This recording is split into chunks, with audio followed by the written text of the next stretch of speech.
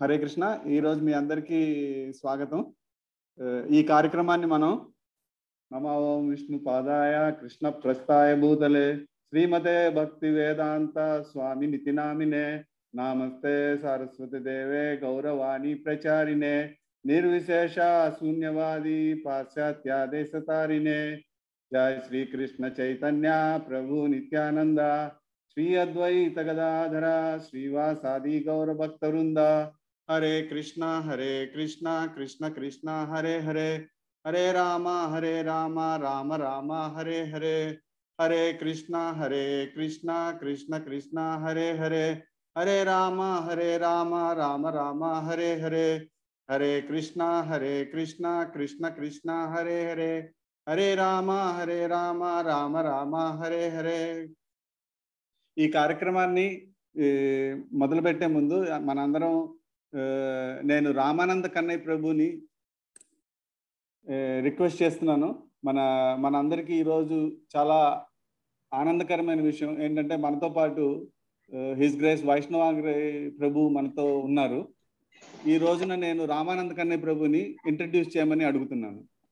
Ramananda Kannayya Prabhu, over to you.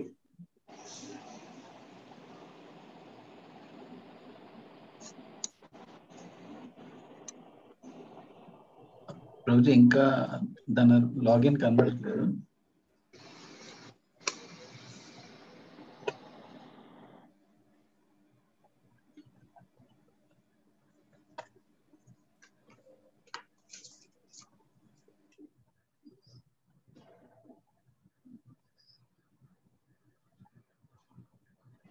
Chief technology officer గా Optex industries భక్తి వేదాంత college and director of భక్తి వేదాంత college మన ISKCON సొసైటీలో కూడా ఆయన పనిచేస్తున్నారు.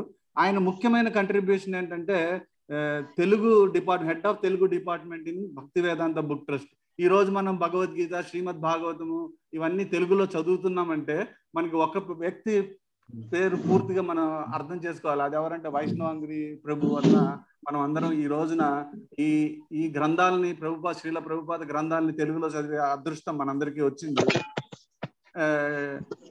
ప్రభుజీ హిస్ హోలీనెస్ గోపాలకృష్ణ గోస్వామి మహారాజ్ యొక్క శిష్యుడు. గోపాలకృష్ణ గోస్వామి మహారాజు శ్రీల ప్రభుపాద ముఖ్యమైన శిష్యుల్లో చాలా ప్రముఖులు. సో ఈ రోజున మనకి ఈ అవకాశం ప్రభు ద్వారా ఆ మహారాజు యొక్క సందేశాన్ని కూడా మనకి వస్తాయి. ప్రభుపాదుల వారి సందేశాలు మనకి ప్రభు చెప్తారు అనమాట.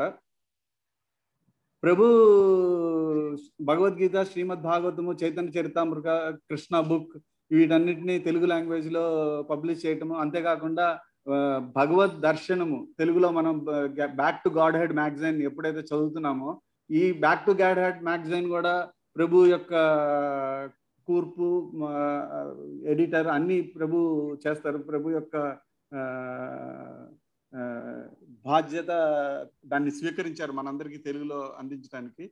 ప్రభుజీ యాక్చువల్గా ఎన్నో ఉన్నతమైన కాన్ఫరెన్సెస్ లోను ఎన్నిట్లోనూ చాలా చోట్ల ఆయన స్వయంగా పార్టిసిపేట్ చేస్తారు. ఆయన విజ్ఞాన్ భవన్ ఢిల్లీలో జరిగింది మోడీ గారితో పాటు ఒక government pearls from ancient Vedic wisdom, అందులో ఆయన పార్టిసిపేట్ చేశారు.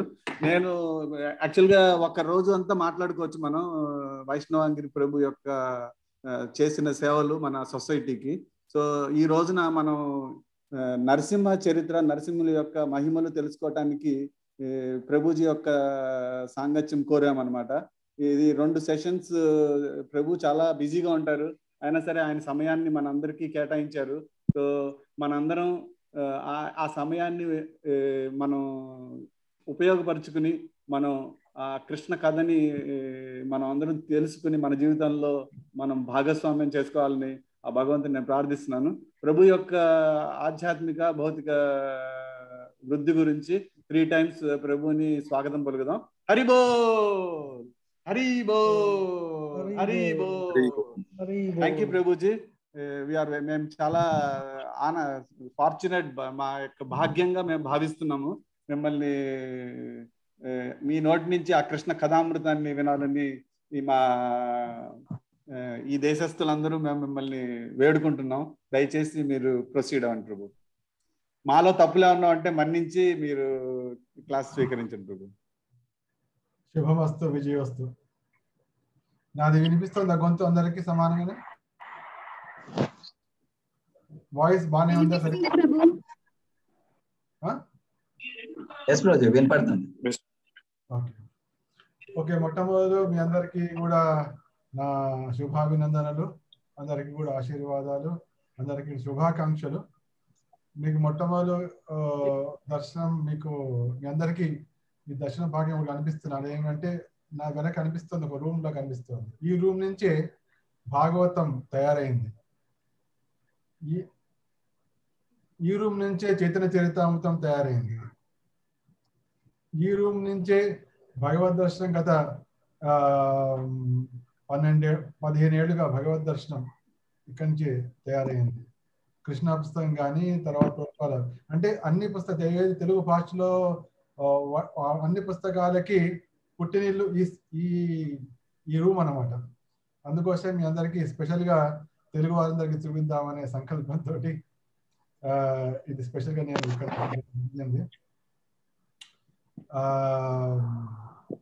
ఇవాళ కార్యక్రమం కూడా చాలా ఇవాళ రేపటిది మనం భాగవతం మీ అందరినీ నేను మొట్టమొదటిసారి కలుస్తున్నాను. అంటే పేరు ద్వారా పుస్తకం ద్వారా మనందరం కలుస్తూనే ఉన్నాం. కానీ ఇప్పుడు ముఖాముఖి తర్వాత కర్ణాకర్ణి అన్ని కూడా మనం ఇవాళ భాగవతం గురించి తెలుసుకుందాం. ముఖ్యంగా శ్రీ నరసింహస్వామి లీలల గురించి ఇవాళ కాసేపు, రేపు కాసేపు, ఈ విధంగా మన సాంగత్యం ప్రారంభం జరుగుతోంది. ఇవాళ ఇది కొనసాగుతూనే ఉంటుంది. శుభం విజయవస్తు. ఓం అజ్ఞానతిమిరాంధస్య జ్ఞానాంజనశలాకయా చక్షురున్మీలితం యేన తస్మై శ్రీ గురవే నమః. శ్రీ చైతన్య మనోభీష్టం స్థాపితం యేన భూతలే స్వయం రూపకదా మహ్యం దదాతి స్వపదాంతికం. వందేహం శ్రీ గురో శ్రీయుతపదకమలం శ్రీ గురోర్న వైష్ణవాంశ్చ శ్రీ రూపం సాగ్రజాతం సాగర రఘునాథాన్వితం తం సజీవం సాద్వైతం సావధూతం పరిజన సహితం కృష్ణ చైతన్య దేవం శ్రీ రాధా కృష్ణ పాదాన్ సహగణ లలితా శ్రీ విశాఖాన్వితాంశ్చ. हे कृष्ण करुणा सिंधो दीनबंधो जगतपते गोपेश गोपिका कांत राधा कांत नमोस्तुते. तप्त कांचन गौरांगे राधे वृंदावनेश्वरी वृषभानुसुते देवी प्रणमामि हरिप्रिये. वाञ्छाकल्पतरुभ्यश्च कृपा सिन्धुभ्येव च पतितानां पावनेभ्यो वैष्णवेभ्यो नमो नमः. जय श्री कृष्ण चैतन्य प्रभो नित्यानंद श्री अद्वैत गदाधर श्रीवासादि गौर भक्त वृंद. हरे कृष्ण कृष्ण कृष्ण हरे हरे, हरे राम राम राम हरे हरे. नमो ओम विष्णुपादाय कृष्ण प्रेष्ठाय भूतले श्रीमते भक्ति वेदांत स्वामिनिधि नामिने. नमस्ते सारस्वते देवे गौरवाणी प्रचारिणे निर्विशेष शून्यवादी पाश्चात्य देशतारिणे. ओम नमो भगवते वासुदेवाय. ओम नमो भगवते वासुदेवाय. ओम नमो भगवते वासुदेवाय.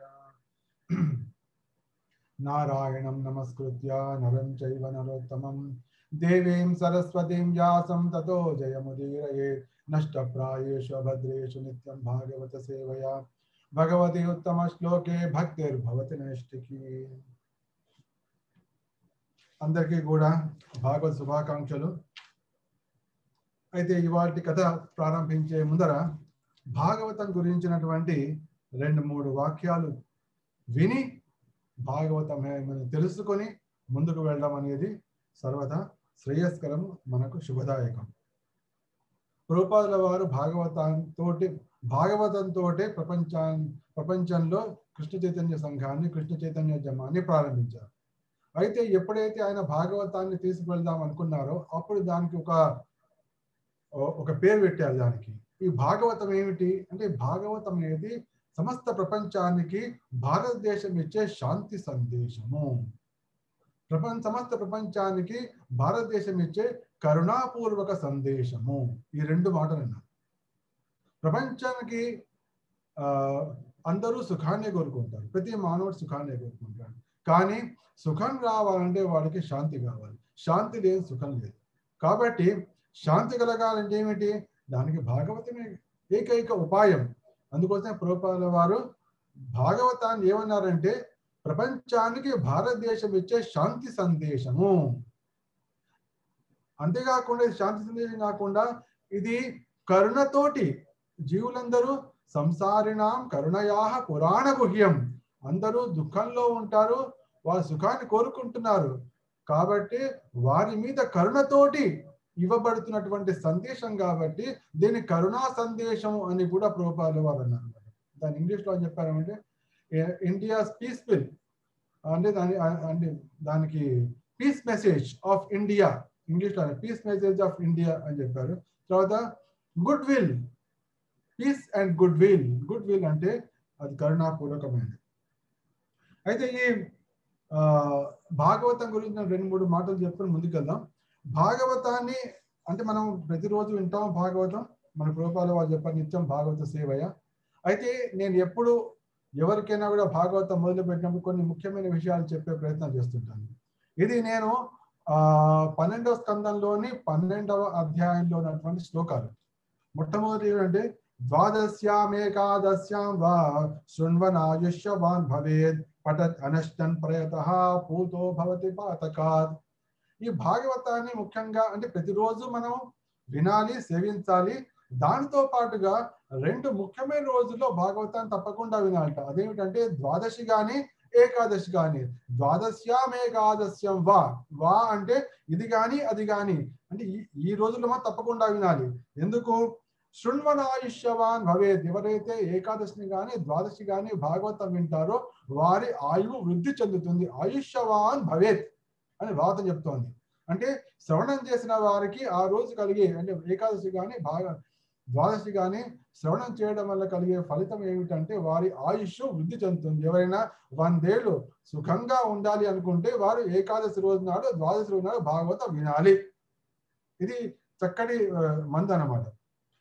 ఇక పఠత్ అనష్టన్ ప్రయతః పూతో భవతి పాతకాత్, ఎవరైతే ఏకాదశి రోజు కానీ ద్వాదశి రోజు కానీ భాగవతాన్ని పలుకుతారో అధ్యయనం చేస్తారో వారు సర్వత్రా సమస్త పాప పూతో భవతి పాతక, సమస్తమైనటువంటి పాపాల నుంచి వారు విడిపడుతున్నారు అని చెప్పి భాగవతం యొక్క సందేశం మనకిస్తుంది. కాబట్టి ఏకాదశి ద్వాదశి మాత్రం ఎట్టి పరిస్థితుల్లో కృష్ణ చైతన్య సంఘం వాళ్ళు భక్తులు ఎవరైనా ఉన్నారో వారు ప్రతిరోజు ఒక 5 నిమిషాలు వింటే ఆ రోజు మాత్రం కనీసం అరగంట గంట సేపు భాగవతాన్ని అధ్యయనం చేయడము లేకపోతే భాగవతాన్ని వినడము తప్పకుండా చేయాలి. కేవలం వినడం ద్వారా వారి యొక్క ఆయువు వృద్ధి చెందుతోంది. పలకడం ద్వారా అధ్యయనం చేయడం ద్వారా వారు సమస్త పాతకాల నుంచి బయటపడుతున్నారు. ఇది మొట్టమొదటిది. ఇక ఎవరైనా జీవితంలో భయంకరమైనటువంటి భయానికి గురి అయ్యారో లేదా భయం వాళ్ళని పీడిస్తోంది, దానికి మార్గం ఏం చెప్పిందంటే భాగవతం పుష్కరే మధురాయాం చ ద్వారవత్యాం యతాత్మవాన్ ఉపోచ సంహితామేతాం పఠిత్వా ముచ్యతే భయాత్. ఎవరికైతే భయంకరమైనటువంటి భయం వారిని పీడిస్తుంటే వారు ఏం చేయాలంటే పుష్కర తీర్థంలో కానీ మధురలో కానీ ద్వారకలో కానీ ఉపవాసం ఉండి భాగవతాన్ని వినడం ద్వారా వాడు ఎంతటి భయంకరమైనటువంటి భయం నుంచైనా వాళ్ళు విముక్తిని చెందుతారు అని భాగవతం యొక్క మహిమ చెప్పబడుతుంది. అంటే ఏంటి? ఆ శ్రవణం చేసే స్థానం కూడా చెప్పబడింది. ఒకటేమో పుష్కర తీర్థము, ఇంకోటేమో మధుర, మూడవదేమో ద్వారకా నగరం. ఇక తర్వాత మన ఈ జగత్తులో ఉన్నప్పుడు మనకు అనేక మంది పెద్దల యొక్క ఆశీర్వాదాలు కావాలి, వాళ్ళ సహాయం కావాలి, మనకు పెద్ద పెద్ద మినిస్టర్ల సహాయం కావాల్సి వస్తుంది, రాజుల సహాయం కావాల్సి వస్తుంది, లేకపోతే ఇట్లా రకరకాల దేవతల సహాయం కావాలి. దానికి మార్గం ఏంటంటే ఎవరైతే భాగవతాన్ని పట్టుకున్నారో భాగవతం పట్ల వారికి సంపూర్ణమైనటువంటి విశ్వాసము సంపూర్ణమైనటువంటి ఆదరం ఉందో వారికి కలిగే ఫలితం ఏమిటంటే దేవతామునయ సిద్ధ పితరో మనవో నృప. ఇక్కడ 6 చెప్పారు. ఒకటేమో దేవతలు, రెండేమో మునులు, మూడేమో సిద్ధగణము, తర్వాత పితృదేవతలు, మనువులు, నృప అంటే మనల్ని పాలించేవారు. ఈ 6 కూడా యచ్చంతి కామ గృణతః శృణ్వతో యస్య కీర్తనాత్ భాగవతాన్ని పలకడం ద్వారా, భాగవతాన్ని వినడం ద్వారా వీరందరూ కూడా, అంటే వాళ్ళు దేవతలే కావచ్చు, మునులే కావచ్చు, సిద్ధగణమే కావచ్చు, పితృదేవతలే కావచ్చు, మనువులే కావచ్చు, లేకపోతే మనల్ని పాలించే రాజులే కావచ్చు, వారందరూ కూడా మనకు కావాల్సినటువంటి సమస్తమైనటువంటి అభిష్టాలను, మన యొక్క కోరికలను తీరుస్తారు ఆటోమేటిక్గా. మనం పోయి వాడిని అడగక్కర్లేదు. మన భాగవతాన్ని అంత శ్రద్ధగా చదువుతూ ఉంటే వారంతా వారే ముందుకు వచ్చి మన యొక్క సమస్త కోరికలను నెరవేరుస్తారని భాగవతం చెప్తారు.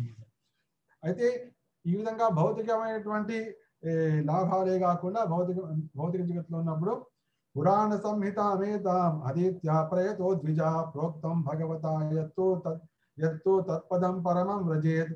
ఎవరైతే ఈ పురాణ సంహిత శ్రద్ధగా అధ్యయనం చేస్తున్నారో, దాన్ని సేవిస్తున్నారో, వారు ఈ పురాణంలోనే వర్ణించబడినటువంటి పరమ పదము భగవత్ పదాన్ని నిశ్చయంగా భగవత్ కరుణచే పొందుతారు. అంటే ఏంటి? ఈ జగత్తులో ఉన్నంత కాలము సంపూర్ణమైనటువంటి సుఖ సంతోషాలతో ఉండడమే కాకుండా, సమస్త పాపాల నుండి విడివడమే కాకుండా, సమస్త భయాల నుండి బయటపడమే కాకుండా, చివరికి తత్పదం పరమం రజేత్, వారు నిశ్చయంగా ఆ పరంధామాన్ని కూడా చేరుకుంటారు అనేటువంటి స్పష్టమైనటువంటి ఒక ఆశ్వాసం మనకు ఇక్కడ భాగవతం చెప్తారు. కాబట్టి మొట్టమొదలు ఈ భాగవతం యొక్క మహిమను అర్థం మనం చేసుకోవాలి. ఇది 12వ స్కందంలోని 12వ అధ్యాయం. ఈ 12వ స్కందంలోని 12వ అధ్యాయం యొక్క ప్రాముఖ్యం ఏంటంటే, దీని శ్రీమద్ భాగవత విషయ సంగ్రహము అంటే భాగవతంలో 12 స్కందాల్లో చెప్పబడిన విషయాలన్నీ కూడా సంగ్రహంగా ఇక్కడ 69 శ్లోకాల్లో చెప్పబడినాయి. ఈ 69 శ్లోకాల్లో మొత్తం వచ్చేస్తుంది.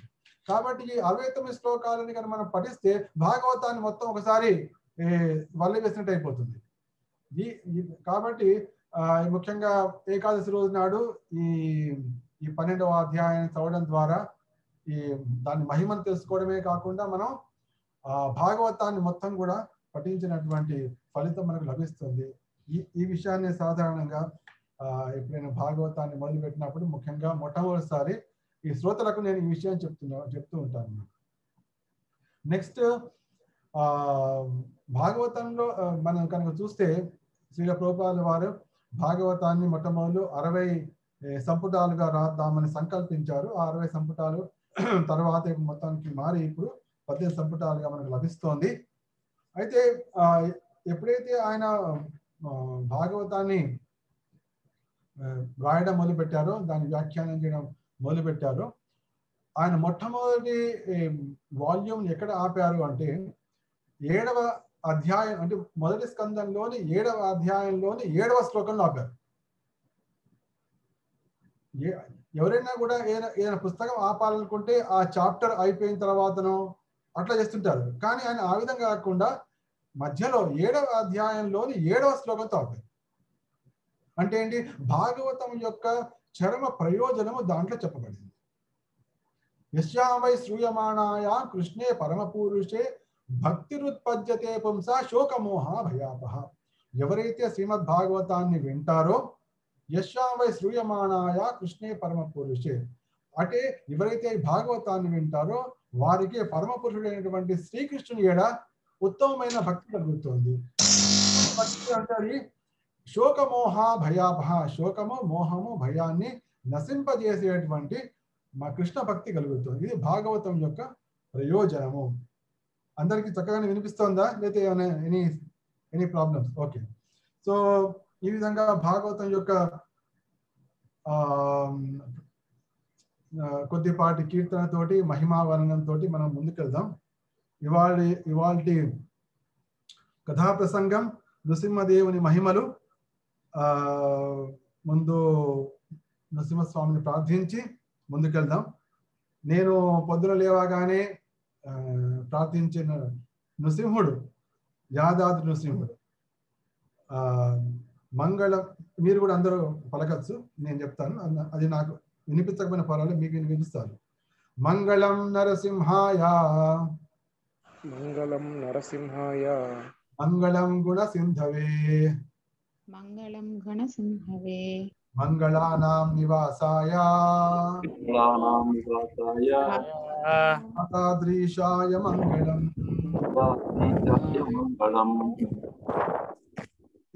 ముఖ్యంగా నరసింహస్వామి అనేక చోట్ల వెలిసి ఉన్నారు. అనేక రూపాల్లో అనేకమైనటువంటి కార్యాలు సాధిస్తుంటారు. ముఖ్యంగా మనకు మాయాపూర్లో ఉన్నటువంటి ఉగ్ర నరసింహస్వామి ఓం ఉగ్రం వీరం మహావిష్ణు జ్వలంతం సర్వతోముఖం నృసింహం భీష్ణం భద్రం అక్కడ కష్టాలను దుఃఖాలను తొలగించేటువంటి నరసింహస్వామి, అక్కడ భయాన్ని తొలగించే నరసింహస్వామి. అయితే యాదాద్రిలో ఉన్నటువంటి నరసింహస్వామి యొక్క ప్రాముఖ్యం ఏంటంటే వైష్ణవులకు ఎవరైతే శరణాగతులు అయ్యారో వారికి ఆరోగ్యాన్ని ప్రసాదించేవారు ఇక్కడ యాదాద్రి నరసింహస్వామి. కోసం యాదాద్రి వైద్య లక్ష్మీ నరసింహస్వామికి జై అని నేను పొద్దున్న లేదని ఫస్ట్ స్వామి వారిని ప్రార్థిస్తుంటాను. ఎవరికైతే ఎప్పుడైనా ఏంటి ఏమైనా ప్రాబ్లం వచ్చినా కూడా నేను ఇదే చదవండి, మీరు ఒక 150 సార్లు పారాయణ చేయండి, నరసింహస్వామి ప్రత్యేకంగా ఉన్నారని చెప్పి అందరికీ నేను ఆ ఉపదేశం ఆ మార్గదర్శనం చేస్తూ ఉంటాను. ఇప్పుడు నరసింహస్వామి మహిమ అని అంటే అది ప్రహ్లాద చరిత్రమే, అదేదో కొత్త విషయం కాదు. ప్రహ్లాద చరిత్రమే మనం దాన్ని నరసింహస్వామి మహిమలుగా అంటాం. అయితే ప్రహ్లాదుని మనం చూస్తే 12 మహాజనులలో ఒకానొక మహాజనుడు, భక్తి సంపన్నుడు. ముఖ్యంగా 12 మహాజనులు ఉన్నారు. 12 మహాజనులందరూ కూడా చాలా మహనీయులు. కానీ దానిలో ఉన్నటువంటి ఏకైక బాల భక్తుడు మన ప్రహ్లాదుడే. స్వయంభూ నారద శంభు కుమార కపిలో మను ప్రహ్లాదో జనకో భీష్మో బలి వయాసకిం భయం. ఈ విధంగా 12 మంది మహాజనులు ఉన్నారు. దీనిలో ఉన్నటువంటి చిన్న బాల భక్తుడు, కానీ చాలా పెద్దవాడు భక్త ప్రహ్లాదు. అదే తెలుగులో మనకు రాయబడిన శ్లోకంలో ఏంటంటే దానిలో ఎవరైతే భక్తుల శ్లోకాలు, వైష్ణవ శ్లోకాలు, ప్రహ్లాదు శ్లోకం పదం మొట్టమొదటి మనం ఏమంటామంటే ప్రహ్లాద నారద పరాశర పుండరీక వ్యాస అంబరీష ఈ విధంగా వెళ్తుంటుంది. మనమేమో ప్రహ్లాదుని ఫస్ట్ పెట్టేస్తాం మన తెలుగున్న శ్లోకాల్లో. అయితే భాగవతంలో ఏ విధంగా చెప్పండి అంటే స్వయంభూ నారద శంభు ఆ విధంగా చెప్పబడింది. అయితే ఈ ప్రహ్లాదుడి కథ ఎంతటి మహత్తరమైందంటే ఈ 12 మహాజనుల్లో ఒకడైనటువంటి ప్రహ్లాదుని చరిత్రని వర్ణించింది ఇంకొక మహాజనుడు, అదే నారదముని. ఎందుకంటే మనం స్వయంభూ నారద శంభు అని అన్నాము. అయితే స్వయంభూ అంటే అక్కడ బ్రహ్మదేవుడు, శంభు అంటే శివుడు. ఈ స్వయంభూ శంభు అంటే బ్రహ్మదేవుడు శివుడు వింటూ ఉండగా నారదముని వర్ణించినటువంటి ఒక మహాజనుని యొక్క కథయే ప్రహ్లాద చరిత్రము. ఇటువంటి మనకి ఎక్కడ కనిపించదు. ఒక మహానుభావుడు ఇంకో మహానుభావుడిని చెప్పడం అనేది చాలా మన భాగవతంలో కనిపించే ఏకైక కథ అటువంటిది. అంటే ఏంటి, అక్కడ బ్రహ్మదేవుడు మహాజనుడు, శివుడు కూడా మహాజనుడు, వాళ్ళందరి సమక్షంలో ఒక మహాజనుడు ఇంకో మహాజనుడి గురించి చెప్పినటువంటి కథయే భాగవతం. ఇంకొక ముఖ్య విషయం ఏంటంటే ఈ మహాజనులందరూ ఎవరు? భగవంతుడి యొక్క పరమ భక్తులు. అటువంటి భగవంతుడి ముందనే అంటే ఏంటి, శ్రీకృష్ణుడు సాక్షాత్తుగా కూర్చున్నాడు అక్కడ ఆ శ్రీకృష్ణుడు సాక్షాత్తుగా కూర్చున్నప్పుడు శ్రీకృష్ణుడి ఎదురుగా చెప్పబడినటువంటి కథ. అంటే శ్రీకృష్ణుడు ఎదురుగా శ్రీకృష్ణుడు యొక్క పరమ భక్తుని గురించి ఇంకొక పరమ భక్తుడు అనేక మంది పరమ భక్తుల సన్నిధిలో చర్చించబడినటువంటి మహత్తరమైన కథయే ప్రహ్లాద చరిత్రం. కాబట్టి దీన్ని మించినటువంటి మహాద్భుతమైనది ఇంకో చైతన్య మహాప్రభు కూడా ప్రహ్లాద చరిత్రని ప్రతిసారి కూడా వినడానికి, ముఖ్యంగా 2 కథలు చైతన్య మహాప్రభు వినడానికి చాలా ఉత్సాహం చూపించేవారట. ఒకటేమో ధ్రువ చరిత్రము, రెండవదేమో ప్రహ్లాద చరిత్రం. సో అటువంటి అద్భుతమైన ప్రహ్లాద చరిత్రాన్ని మనం వినడానికి సన్నద్ధులం అయ్యాము. ఇది మన భాగ్యం. భాగవతాన్ని చెప్పేవాడు, వినేవాడు అందరూ కూడా వాళ్ళు మొట్టమొదటి పునీతులై ఉంటారు కాబట్టి వారికి భాగవతం వినేటువంటి అవకాశం వస్తుంది. తర్వాత మరి పునీతులైన వాళ్ళు ఇంకా పునీతులు ఎట్లా అవుతారండి అంటే ఇంకా వాళ్ళకి పునీతులు కావాల్సిన అవసరం లేదు. వారికి ప్రేమనే వృద్ధి చెందుతుంది. కృష్ణు గురించి వినడానికి, లేదా భాగవతం మీద ప్రీతి పెరుగుతుంటుంది. కాబట్టి ఈ నిశ్చయంగా ఈ 2 రోజుల ప్రహ్లాద చరిత్ర మనలో మహోన్నతమైనటువంటి భక్తిని ఉద్దీపన చేస్తుంది. అని నా సంపూర్ణమైనటువంటి విశ్వాసము. మీరందరూ కూడా సావధానంగా దీన్ని వినే ప్రయత్నం చేయండి. మీ అందరింట్లో కూడా భాగవతం ఉండే ఉంటుంది అనుకుంటా. భాగవతం అందరి ఇంట్లో ఉందా?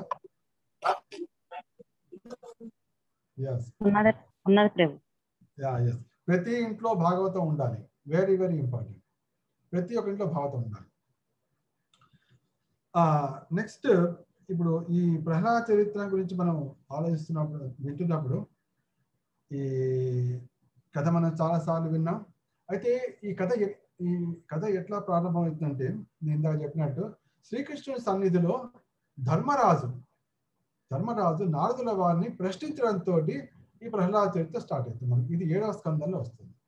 7వ స్కందం అంటే ధర్మరాజుకి వచ్చిన సందేహం ఏమిటి అంటే, ప్రహ్లాదుడు ఎంతటి పరమభక్తుడు. ఎందుకంటే ఎప్పుడైనా సాధువుల సమ్మేళనం జరుగుతోంది, భక్తుల సమ్మేళనం జరుగుతోంది, భక్తుల గురించి చర్చ వస్తోంది. ఆ సమావేశంలో భక్తుల సమాజంలో ప్రహ్లాదుడి కథ రాకుండా, ప్రహ్లాదుడి యొక్క మాట రాకుండా ఆ సమావేశం ముందుకు సాగదు. ఆ సమావేశం సమాప్తి కాదు. అంతటి మహనీయుడైనటువంటి, అంతటి పరమభక్తుడైనటువంటి ప్రహ్లాదుడికి అతని తండ్రి ఎందుకు శత్రువుగా అయ్యాడు? అందరూ ఆ ప్రహ్లాదుడిని వింటేనే ఇంత ఆనందిస్తున్నారే, అటువంటి ప్రహ్లాదుడి పట్ల తండ్రికి ఎందుకింతటి కక్ష, ఎందుకింత కోపం వచ్చింది, ఎందుకు చంపాలనుకున్నాడు అని ప్రశ్న వేయడంతో ఆ ప్రహ్లాద చరిత్ర స్టార్ట్ అవుతుంది. ఇదనమాట. అంటే అంత పర్ఫెక్ట్ టెంపో కూడా బిల్డింగ్ చేశారనమాట. ఇంతవరకు ఏ సినిమాలో కూడా లేనటువంటి టెంపో బిల్డ్ అవుతుంది ఆ విధంగా. దానికి స్టార్టింగ్ కానీ క్లైమాక్స్ కానీ అన్ని కూడా ప్రహ్లాద చరిత్ర చాలా అద్భుతంగా ఉంటుంది. One cannot imagine. సో ఎప్పుడైతే ఈ హిరణ్యాక్షుడి వధ జరిగిందో అప్పుడు హిరణ్యకశిపుడు చాలా కోపం వచ్చింది. నేను ఆ విష్ణువును వధించే తీరుతాను, నేను నా సోదరుడి యొక్క మరణానికి నేను ప్రతీకారం తీసుకుంటాను అని అనుకుని నేరుగా విష్ణువుపై దండెత్తే ప్రయత్నం చేయకుండా, అంటే అప్పటికి అర్థమైపోయింది తన సోదరుడు అంతటి మహాశక్తి సంపన్నుడు, భూమినే గర్భోదకాల్లో పడేసినటువంటి శక్తి కలిగిన వాడు, అంతటి వాడినే సంహరించాడంటే తన శక్తి సరిపోదు, కాబట్టి తనకు తపోశక్తి కావాలి అని చెప్పి హిరణ్యకశిపుడు దాన్ని నిర్ణయించుకున్నాడు. చూడండి, అక్కడ తెలివి చాలా చక్కగా ప్రదర్శించాడు. అందుకోసం వెళ్ళి మందరాచల లోయల్లోకి వెళ్ళాడు. మందరాచల లోయల్లోకి వెళ్ళి తపస్సు కూర్చున్నాడు. ఆ తపస్సు ఎటువంటిదంటే, అటువంటి తపస్సు ఇంతవరకు ఎవరు చేయలేదు, ఇంకా ఎవరు చేయలేరు. ఈ మాట అనేది ఎవరో కాదు, సాక్షాత్తుగా బ్రహ్మదేవుడు అన్నాడు. ఇటువంటి తపస్సు ఎవరు ఇంతవరకు చేయలేదు, ఎవరు చేయలేరు కూడా ఓ హిరణ్యకశిప అన్నాడు. ఎట్లా చేశాట తపస్సు అంటే, తన బొటన వేళ్ల మీద, 2 కాళ్ళు బొటన వేళ్ల మీద మాత్రమే నిలబడ్డాడు. అంటే పాదాల మీద నిలబడ్డం కాదు, ఆ బొటన వేళ్ల మీద నిలబడి తన 2 చేతులు ఆకాశంలో పెట్టి తలను కూడా పైకి పెట్టి పైకి చూస్తూ తపస్సు చేశాడు. అటువంటి పొజిషన్ లో మనం 1 నిమిషం కంటే, 2 నిమిషాల కంటే, 3 నిమిషాల కంటే ఉండలేము. నేను కూడా ఎప్పుడు చేస్తుంటాను అన్నమాట. చాలా అదొక ఇంపార్టెంట్ ఎక్సర్సైజ్. అన్నమాట. 2 చేతులు పూర్తిగా పైకి మనం నిటారుగా కనుక నిలబడితే ఒక 3-4 నిమిషాలు నిలబడ్డామంటే యాక్చువల్ బాడీ చాలా సెట్ అయిపోతుంది. కానీ అటువంటి మన అట్లా 2-3 నిమిషాలకే చాలా కష్టం అయిపోతుంది. కానీ హిరణ్యకశిపుడు ఆ విధంగా తపస్సు చేయడం మొదలుపెట్టాడు. అయితే ఈ విధంగా కొద్ది తపస్సు కొనసాగే సమయంలో దేవతందరికీ అనిపించింది, వీడు బతికి బయటపట్టే అవకాశం లేదు అని చెప్పి అప్పటిదాకా అనేక చోట్ల దాక్కున్న వాళ్ళందరూ నెమ్మదిగా వాళ్ళ స్థానాల్లోకి వెళ్ళడం ప్రారంభించారు. అయితే వాళ్ళ యొక్క ఆనందం ఎక్కువ కాలం కొనసాగలేదు. ఆ తపస్సు, హిరణ్యకశిపుడు చేసినటువంటి తపస్సు ఎంత తీవ్రంగా అయిపోయిందంటే సమస్త జగత్తు కూడా దహించడం మొదలుపెట్టింది. అంటే దహ్యమాన, అది మొత్తం కాలిపోవడం మొదలుపెట్టింది. అంటే ఏంటి? తపస్సు అంటే మనం స్వయంగా మనంతలా మనమే శరీరాన్ని తపింపజేసుకోవడం. 2 రకాలమైన తాపాలు వస్తాయి. ఒకటేమో ఎప్పుడైతే శరీరంలో మలినం పెరిగిందో అప్పుడు శరీరం తనని తాను కాపాడుకోవడం కోసం తాపాన్ని సృష్టిస్తుంది. దాన్ని మనం జ్వరం అంటాం. అది లోపల నుంచి వస్తుంది. అదేమో శరీరాన్ని బాగు చేయడం కోసం. అదేవిధంగా ఎప్పుడైతే మనం తపస్సును స్వీకరిస్తామో అప్పుడు మన పాపాన్ని కడగడం కోసము మనకు అత్యంత మహోన్నతమైన శక్తిని మనకు ప్రసాదించడం కోసం చేపట్టేది తపస్సు. కాబట్టి ఎవరైనా కూడా ఈ జగత్తులో ఏదైనా సాధించాలనుకుంటే భగవత్ ప్రాప్తి కానీ భగవత్ కార్యమే కానీ తపస్సు చాలా అవసరం.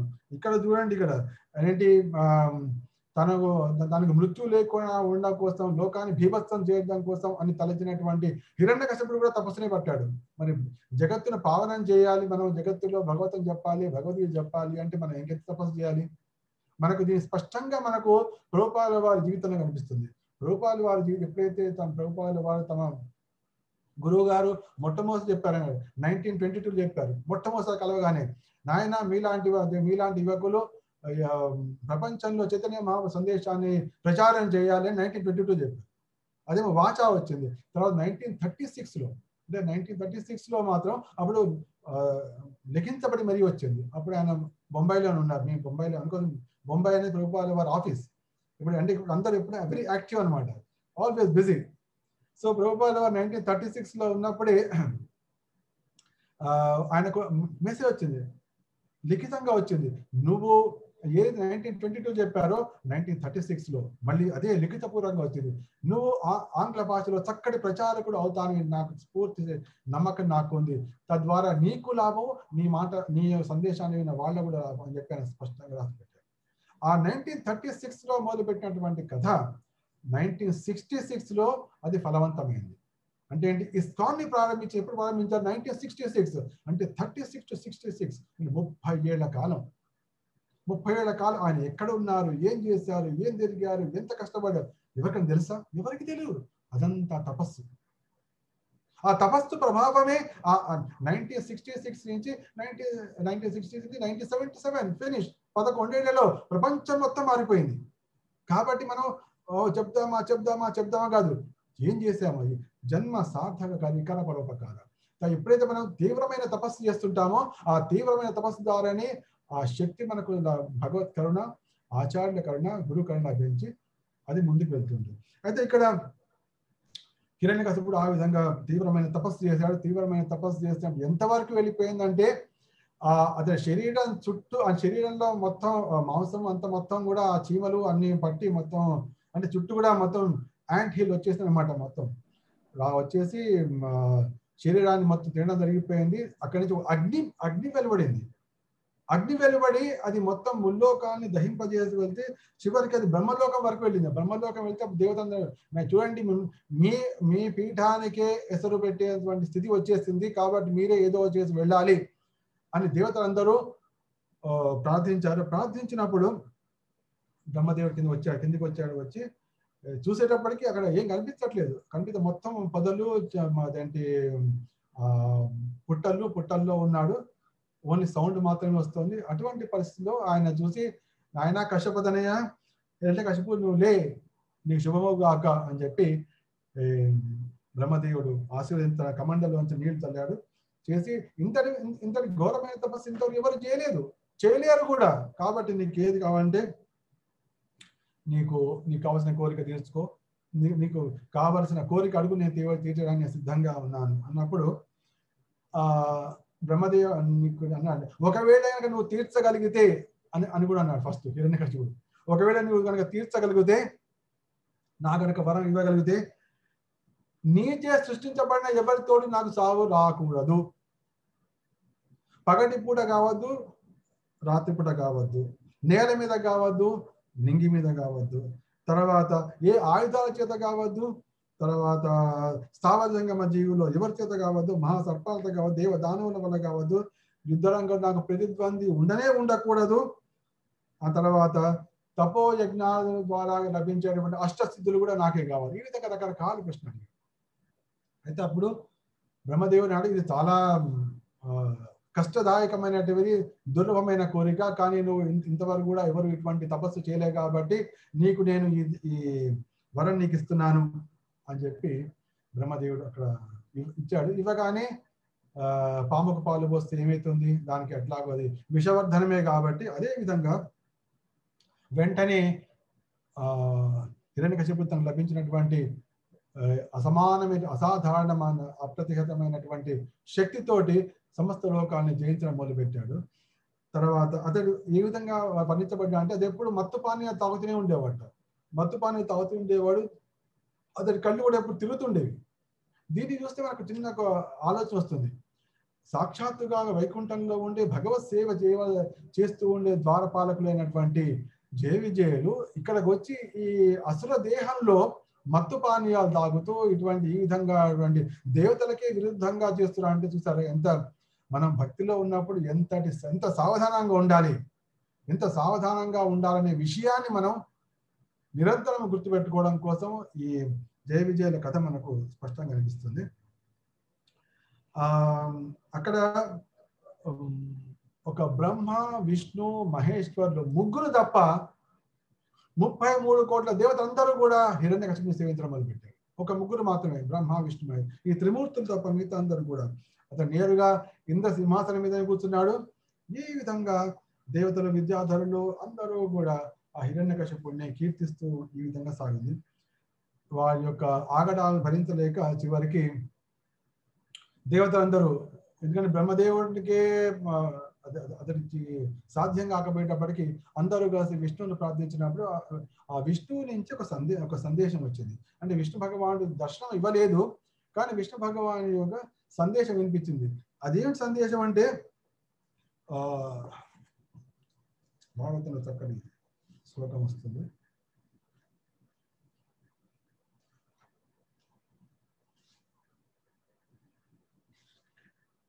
మా భైష్ట విభుత శ్రేష్ఠ సర్వేషాం భద్రమస్తు వః మద్దర్శనం హి భూతానాం సర్వశ్రేయోపపత్తయే.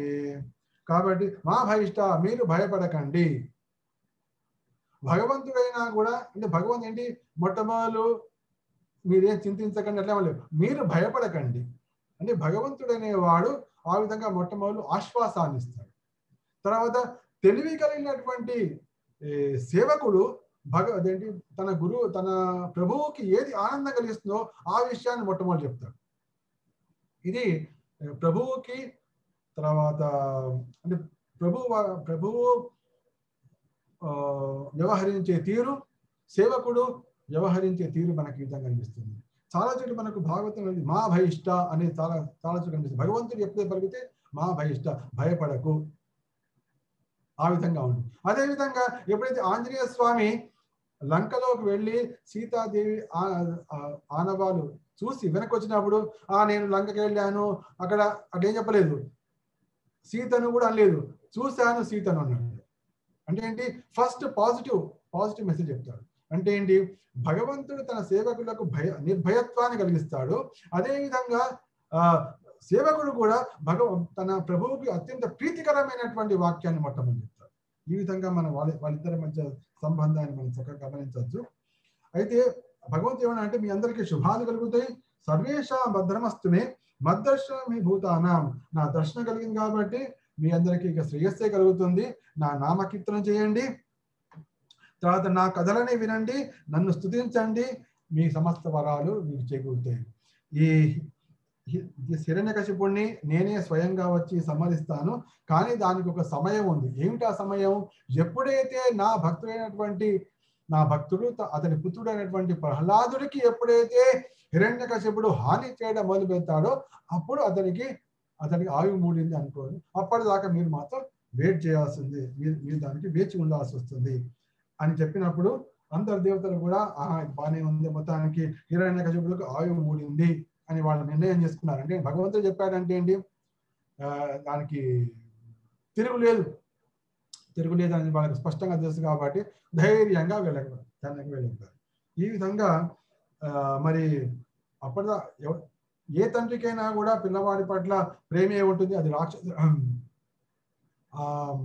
ఆ తండ్రి ఒక సింహమే కావచ్చు, ఆ తండ్రి ఒక మహాకర్కోటకుడే కావచ్చు, లేదా అసురుడే కావచ్చు, కానీ తన సంతానం మీద నిశ్చయంగా ప్రేమ ఉంటుంది. మరి అటువంటి హిరణ్యకశిపుడికి తన కొడుకు మీద ఎందుకంత కక్ష ఎందుకు వచ్చింది, ఎందుకు అని ఆ విషయాన్ని తెలుసుకోవడం కోసం మనం ముందుకెళ్దాం.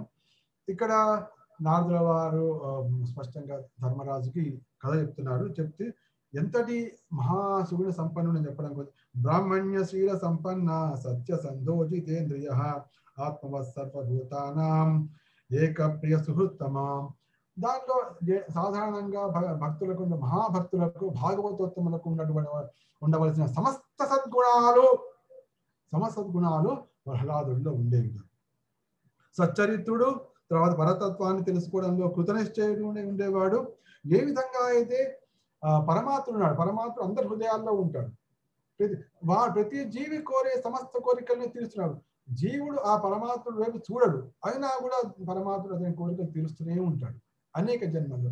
అయితే ఈ ప్రహ్లాదుడు కూడా పరమాత్ముడిలాగా సమస్త జీవుల పట్ల దయ కలిగి ఉండేవాడు అని స్పష్టంగా ఇక్కడ శుకదేవ గోస్వామి దీనిలో ఇక్కడ మనం చెప్తున్నారు.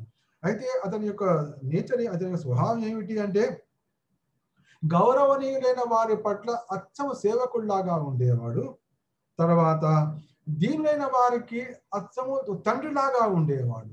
తర్వాత సమానుల పట్ల అతడు ఎప్పుడు సోదర భావాన్ని కలిగి ఉంటాడు. ఈ విధంగా ముగ్గురు పట్ల తనకంటే పెద్దవారి పట్ల, తనకంటే చిన్నవారి పట్ల, తనతో సమానులైన వారి పట్ల ఏ విధంగా జీవించేవాడు అనే విషయం మనకు ఇక్కడ చక్కటి మార్గదర్శనం కూడా మనకు చెప్పబడుతుంది. అయితే ఇక్కడ ఒక వ్యాసుల వారు ఇక్కడ రాసినటువంటి ఒక చక్కటి శ్లోకం వస్తుందన్నమాట. న్యస్త క్రీడనకో బాలో జడవద్మన్ మనస్తయా కృష్ణగ్రహ గృహీతాత్మ నవేద జగదీదృశం. కృష్ణగ్రహ గృహీతాత్మ, మనకి ఎవరికైనా కూడా ప్రహ్లాదుడు అంటే నరసింహస్వామి భక్తులు అయితే విష్ణు భక్తులు ఈ విధంగా వస్తుంటుంది. కానీ వ్యాస భాగవతంలో మాత్రం ఇక్కడ స్పష్టంగా కృష్ణగ్రహ గృహీతాత్మ నవేద జగదీదృశం. కృష్ణగ్రహ సాధారణంగా అందరికీ తెలిసినటువంటి భయంకరమైన గ్రహము శనిగ్రహం. శనిగ్రహం పట్టిందంటే అవన్నీ అనేకమైన సమస్యలు, అనేకమైన దుఃఖాలు అని అనుకుంటారు. కానీ ఇక్కడ ప్రహ్లాదుడికి కృష్ణగ్రహం పట్టుకుందిట అని చెప్పి స్పష్టంగా కృష్ణగ్రహ గృహీతాత్మ నవేద జగదీదృశం. ఈ కృష్ణగ్రహం పట్టుకోవడం వల్ల అంటే ఇస్కాన్ వాళ్ళు కూడా అంతే, మొత్తం అందరికీ ఎప్పుడు కృష్ణగ్రహం పట్టుకుంటుంది. అయితే ఈ కృష్ణగ్రహం పట్టుకోవడం వల్ల కలిగేటువంటి ఫలితం ఏమిటి, ప్రభావం ఏమిటి అంటే వీళ్ళందరూ ఇంత దుఃఖంలో ఉన్న కృష్ణ దగ్గర రావట్లేదు అనుకోవడమే కృష్ణగ్రహం పట్టుకోవడం అంట. ఎప్పుడైతే మనకు అనిపిస్తుంది ఏంటి వీళ్ళు ఇంత భాగవతం చక్కగా ఉంది, భగవద్గీత చక్కగా ఉంది, కృష్ణ హాయిగా ఉన్న కృష్ణ దుఃఖాన్ని తొలగిస్తాడే, మరి వీళ్ళు ఇంత కష్టంలో ఉన్న కృష్ణకి రావట్లేదు ఏమిటి అని కనుక ఎప్పుడైతే మనం అనుకుంటున్నామో మనల్ని కృష్ణగ్రహం పట్టుకున్నట్టు. పోతే పోన్లే వీడు ఇట్లాగే ఉంటాడు, వీడు ఈ నరకంలో పడని, నేను మాత్రం హాయిగా ఉన్నా అంటే కృష్ణగ్రహం కాదు, అది మాయాగ్రహం పట్టుకున్నట్టు. ఎప్పుడు కృష్ణగ్రహం పట్టుకుందో నాకు తెలిసినటువంటి కృష్ణ భక్తి వీడికి కూడా ఇవ్వాలి అని మనకు ఎప్పుడు అనిపిస్తోంది అంటే కృష్ణగ్రహం పట్టుకున్నట్టు. ఇది మనకు వ్యాస భాగవతం నుంచి స్పష్టంగా కృష్ణగ్రహ గృహీతాత్మ నవేద జగదీదృశం న్యస్త క్రీడనకో బాలో. ఆటలంటే అసలు ఇష్టమే ఉండేది కాదు. ఆటలంటే అసలు ఏమాత్రం ఇష్టం లేకుండా, అంతేకాకుండా ఎందుకు ఈ జనులు ఇంతటి దుఃఖంలో ఉన్నప్పుడు కూడా కృష్ణుని దగ్గర రావట్లేదు ఏమిటి అని ప్రహ్లాదుడు బాధపడుతుంది. ఈ విధంగా అయితే ఎప్పుడు కూడా ఇట్లా చూస్తున్నట్టుగా మనకు అక్కడ ఉన్నట్టు ప్రహ్లాదు కనిపించేవాడు. కానీ అతడు సర్వదా తన భావంలో శ్రీకృష్ణుడి ఒళ్ళో కూర్చోవడమో, శ్రీకృష్ణుడి పక్కన కూర్చోవడమో ఈ విధంగా భావన చేస్తుండేవాడు. కాబట్టి మంచినీళ్ళు తాగుతున్నా, పానీయాలు తాగుతున్నా, లేదా భోజనం చేస్తున్నా, నడుస్తున్నా కూడా తను ఒంటరిగా ఉన్నాను అనే భావన మాత్రం ఏమాత్రం లేదు. ఒక్కోసారి ఏ విధంగా అయితే తల్లి పిల్లవాడిని ఉయ్యాల్లో కూర్చోబెట్టి వెళ్ళకపోయిన పిల్లవాడు ఏడుస్తుంటే అయ్యో అమ్మ పోయింది అని ఏడుస్తుంటాడు, తర్వాత అమ్మ వస్తుంటే దూరంగా చక్కగా కేరింతలు కొడుతుంటాడు, ఆ విధంగా అటువంటి భావనలో ఉండేవాట. ఎప్పుడైతే అకస్మాత్తుగా కృష్ణుడు దూరంగా వెళ్ళిపోయినట్టు ఏడ్చేవాడు. తర్వాత అదేంటి శ్రీకృష్ణుడు వెళ్ళిపోయాడు అనే భావనలో ఏడ్చినటువంటి ప్రహ్లాదుడు ఎప్పుడైతే శ్రీకృష్ణుడు దూరంగా కృష్ణుడు వచ్చేస్తున్నాడు, మా తండ్రి వచ్చేస్తున్నాడు అని చెప్పి ఆనందంతో నవ్వేవాడు. ఈ విధంగా సంపూర్ణ కృష్ణ భక్తి భావంలో ఉండేవాడు. అయితే ఇంతవరకు కథ బాగానే సాగుతున్న సమయంలో ఇంతవరకు చదువుకోవాల్సిన సమయం కూడా వచ్చింది. కాబట్టి అతని తండ్రి గురుకులలో చేర్పించాడు. గురుకులలో చేర్పించినప్పుడు అయితే హిరణ్యకశిపుడు శుక్రాచార్యుడిని గురువుగా స్వీకరించారు. అయితే ఆయన కొడుకులు అటువంటి షండు, అమర్కుడు అనే ఇద్దరు ఉన్నారు. వాళ్ళు ఈయన టీచర్లుగా ఉండేవాడు, ఉపాధ్యాయులుగా, గురువులుగా ప్రహ్లాదుడికి బోధ చేయడం మొదలుపెట్టారు. అయితే కొంతకాలం తర్వాత వీళ్ళ చదువు బాగానే అయిందొచ్చు అని చెప్పి ఒక రోజు పిలిపించాడు. అంటే కథ ట్విస్ట్ ఇక్కడ అనమాట. ట్విస్ట్ ఇక్కడ స్టార్ట్ అయింది. అంటే ఓ రోజు పిలిపించి ఏంటి నువ్వు చాలా కాలం అయింది కదా, నువ్వు గురువుల దగ్గర నుంచి ఏం నేర్చుకున్నావు, ఏం అదేంటి నీకు నచ్చిన విషయం నాకు చెప్పు అన్నప్పుడు ప్రహ్లాద్ మొట్టమొదటిసారిగా తండ్రికి ఒక విషయం చాలా చేదుగా అనిపించే విషయం చెప్పాడు. ఏమిటి అంటే తస్సాధు మన్యే అసురవర్య దేహినాం సదా సముద్విగ్న ధియా అసగహాన్ హిత్వాత్మపాతం గృహమంధకూపం వనం గతో యద్ధరిమాశ్రయేత అని మొట్టమొదటిసారి బాంబు పెంచాడు. ఫస్ట్ మొట్టమొదటిసారి ఏమిటంటే అంటే తత్సాధు అదే సర్వోత్తమైనది, తత్సాధు మన్యే అది నేను భావిస్తున్నాను. ఏమిటి అంటే ఇక్కడ ఆల్రెడీ ఇది తండ్రి అసురుల్లాగా వ్యవహరించబోతున్నాడు. అందుకోసం ఇక్కడ తండ్రి అనకుండా అసురవర్య అని అనేసాడు ఫస్ట్. అంటే ఏంటి, ఇక్కడ నుంచి మన టగ్ ఆఫ్ వార్ స్టార్ట్ కాబోతోంది. ఇద్దరి మధ్య ఈ ఫైటింగ్ స్టార్ట్ కాబోతుంది. అసురవర్య దేహినాం, ఎవరైతే ఈ దేహాన్ని స్వీకరించారో అటువంటి వారికి సమస్తము సర్వదా వారు ఎప్పుడు ఉద్విగ్నతలోనే ఉంటారు. ఎందుకంటే వారు అసత్తునే సత్యంగా వారు భావించి ఉంటారు. కాబట్టి అటువంటి వారి ఆత్మ నశింపజేసేదే వారి యొక్క గృహం అంధకూపం. అంధకూపం అంటే చీకటి నూయి అంటే బయటికి నూయిలా కనిపిస్తుంది, పైన మొత్తం గడ్డితో కప్పబడి ఉంటుంది. కానీ తెలియకుండా దానిలో పడ్డ వాళ్ళకి దాంట్లో నీళ్లు ఉండవు, బయట దూరంగా ఉన్న వాళ్ళకి అక్కడ నూయి ఉన్నట్టు కనిపిస్తుంది. కాబట్టి ఎవరు అక్కడ వచ్చే ప్రసక్తే లేదు.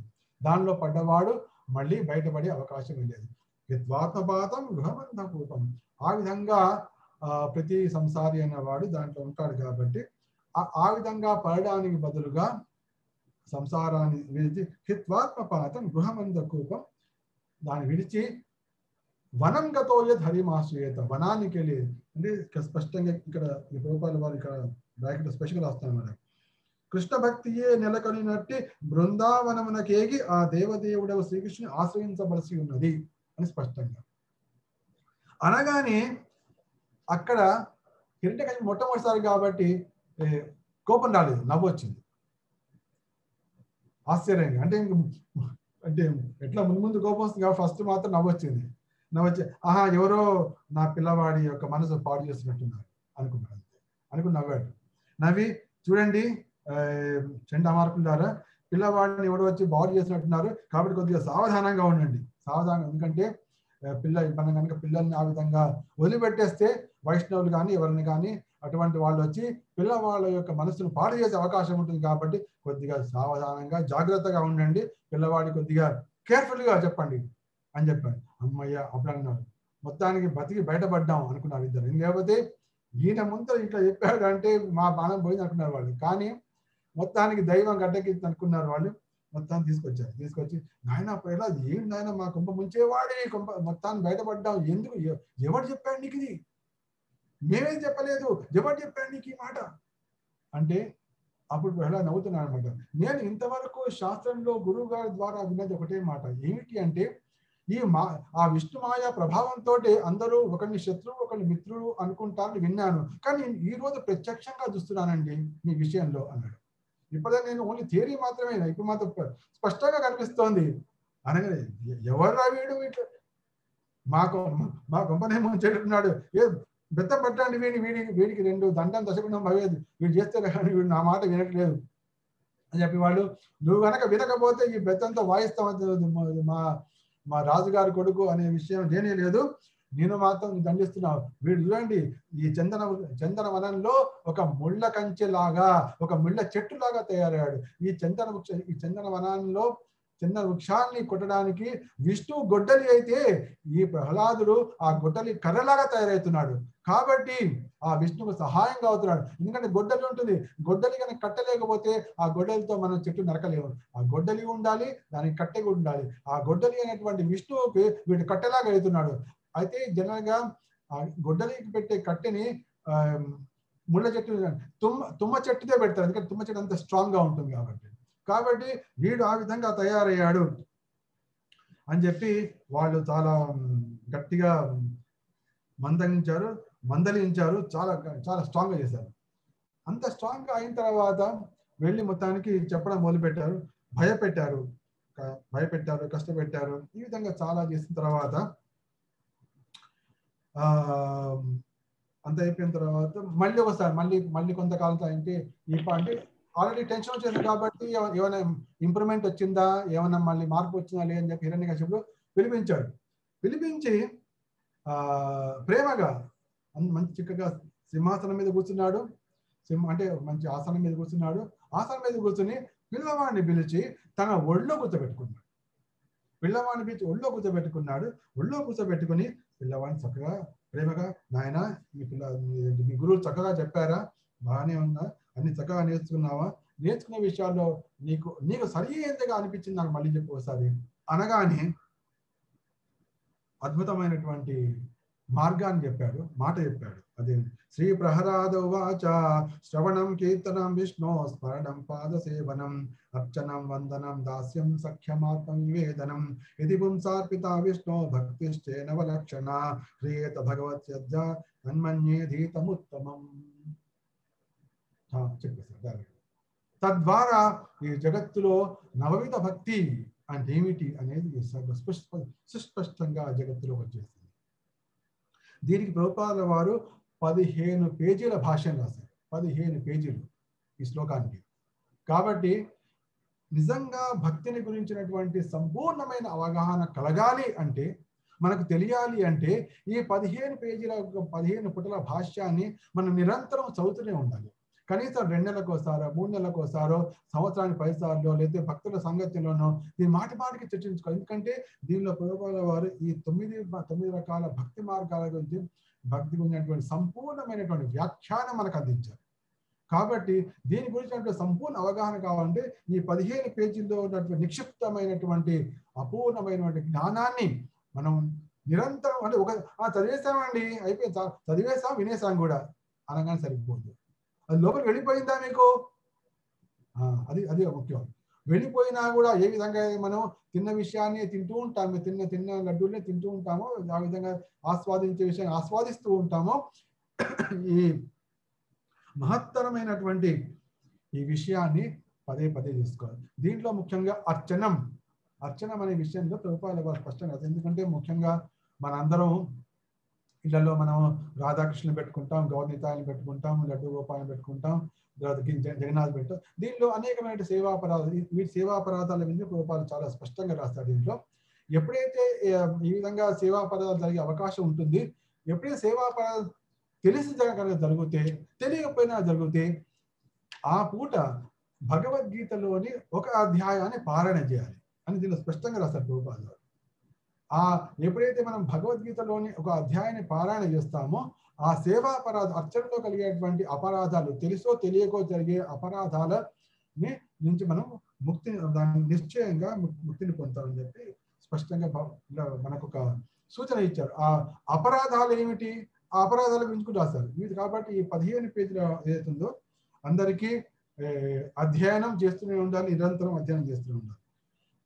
అయితే ఎప్పుడైతే ప్రహ్లాదుడు ఈ విధంగా గంభీరమైనటువంటి మాట పలికాడో, ఆ గంభీర మాట పలగానే కోపం వచ్చింది. కానీ పిల్లవాడి మీద రాలేదు, గురువుల మీద కోపం వచ్చింది.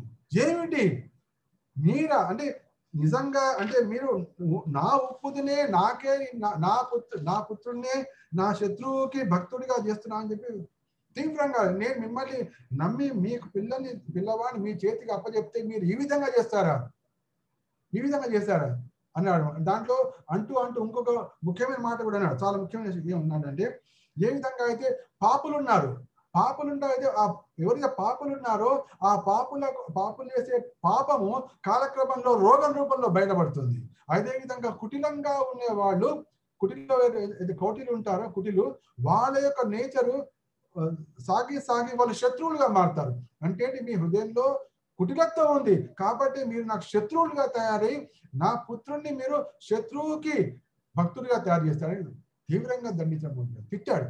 అనగానే ఆయన స్వామి, మేము బ్రాహ్మణులను తిట్టకండి, మేము మీకు ఎటువంటి అపరాధం చేయలేదు, బ్రాహ్మణులను ఆ విధంగా దూషిస్తే మీకే నష్టం, కాబట్టి సావధానంగా ఆలోచించండి. ఆలోచించి అసలు ఏం జరిగిందో తెలుసుకునే ప్రయత్నం చేయండి. తెలుసుకోకుండా నేరుగా మమ్మల్ని దండించడం అని, మమ్మల్ని తిరగడం అనేది మీకు భావ్యం కాదు. కాబట్టి ఆ పిల్లవాడిని అడగండి అనగానే అప్పుడు తన దృష్టి, తన కోపం దృష్టి వాళ్ళిద్దరి మీద నుంచి తీసిపడేసి పిల్లవాడిని చూశాడు. ఏమిట్రా మరి వాళ్ళు చెప్పలే అంటున్నారు, మరి నువ్వేం ఇట్లా అంటున్నావు, ఎవరు చెప్పాడు నీకు ఇది అని చెప్పి పిల్లవాడిని చూశాడు. అప్పుడు ప్రహ్లాడు 3 అద్భుతమైన విషయాలు చెప్పాడు. మతిర్న కృష్ణే పరతస్వతో వామితో విపద్యేత గృహవ్రతానాం అదాంత గోపే విదతాంత మిశ్రం పునః పునః చర్విత చర్వణానాం. ఎవరైతే గృహవ్రతులై ఉంటారో, అంటే గృహవ్రతులు అంటే గృహాన్ని చక్కగా కొనసాగించాలి, దాన్ని సేవించాలి అనే వ్రతాన్ని స్వీకరించిన వారు గృహవ్రతులు. అయితే ఎవరైతే గృహవ్రతులై ఉంటారో వారికి ఇంద్రియ భోగమే ఏకైక వాళ్ళకి లాభం. వాళ్ళు కాబట్టి అటువంటి వాళ్ళకి ఒకళ్ళు చెప్పినా తమంతర తాము కానీ ఈ రెండిట్లో విషయాల్లో కానీ ఏదైనా కానీ కృష్ణుడి మీద మనస్సు కలగదు తండ్రి. మధ్య ఉన్న కృష్ణుడి మీద మధ్య కలిగే అవకాశమే లేదు. వాళ్ళంతా వాళ్ళ కలగదు, చెప్పినా వినరు, రెండింటి కాంబినేషన్ కూడా కలగదు అంతలో. అయితే వాళ్ళ పరిస్థితి ఏమిటంటే మరి దాన్ని ఏం చేస్తారు, వాళ్ళు నమిలి పడేసిన వాడి పిప్పిని వాళ్ళు నములుతూ ఉంటారు. మరి వాళ్ళు ఏమైనా ఆనందం అనుభవిస్తున్నారా? ఏమి అనుభవించండి. ఆ చెరుకు గడ తిన్నారు, నమిలారు, ఉమ్మేస్తారు, మళ్ళీ దాన్ని తీసుకున్నారు, మళ్ళీ నవ్వుతున్నారు, మళ్ళీ పడేస్తున్నారు. ఈ విధంగా చేస్తుంటారు తప్ప వారి కృష్ణుని పట్ల ఎట్టి పరిస్థితుల్లో వారికి తృప్తి, వారికి మతి కలగదు అని చెప్పారు. అంటే నతే విదు స్వార్థగతిం హే విష్ణు దురాశయాయే బహిరర్థమానిన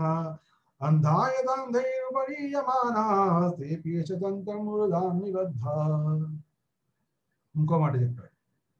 వారికి ఎవరైతే ఆ గృహవతులై ఉంటారో వారికి విష్ణువుని పొందడమే స్వార్థక, నిజమైన నా స్వార్థము, నాకు నిజమైన లాభము విష్ణువుని పొందడమే అన్న విషయం వారికి ఎట్టి పరిస్థితుల్లో వాళ్ళకి కలగదు. ఎందుకు? దురాశయాయే బహిరర్థమాన. వాళ్ళకి ఎప్పుడైనా బయట విషయాలే కావాలి, లోపల ఉన్నటువంటి ఆత్మ పరమాత్ముడు భగవద్భక్తి అనే విషయం వాళ్ళకి ఏమాత్రం రుచించవు. బహిరర్థమాయన, వాళ్ళకి అన్ని ఎక్స్టర్నల్ థింగ్సే కావాలి. కాబట్టి మరి ఆ విధంగా వాళ్ళు మరి దాన్ని పొందడానికి కూడా వాళ్ళకి ఎవరో మార్గదర్శనం చేయాల్సిందే కదా. ఇప్పుడు నేను పెద్ద సైంటిస్ట్ని కావాలి, లేదా పెద్ద డాక్టర్ని కావాలంటే నాకు ఆ సైంటిస్టే నాకు డైరెక్షన్ చేయాలి కదా, ఆ డాక్టర్ నాకు చేయాలి. వేరే భక్తులు వాడు డైరెక్షన్ చేసే అవకాశం లేదు. కాబట్టి వీళ్ళకి అటువంటి భౌతికమైన లాభాలు కావాలి. కాబట్టి ఆ భౌతికాన్ని ఇచ్చేవాడినే వాళ్ళు అంధాయతాంధై ఉపగీయమానా. ఈ విధంగా అయితే వాడు కూడా అంధుడే, వీడు కూడా అంధుడే. కాబట్టి అంధుడులను పాటించే వాడు తోడు తీసుకునే అంధుడు ఏ విధంగా ఇద్దరు కలిసి గుంటలో పడతారో ఆ విధంగా ఉరుదాంనిబద్ధ భగవంతుని యొక్క మాయకు వాళ్ళు అది లోబడి ఆ విధంగా చిక్కుబడి ఉంటారు అని చెప్పి తర్వాత నైషామతిస్తామధురుక్రమాంగే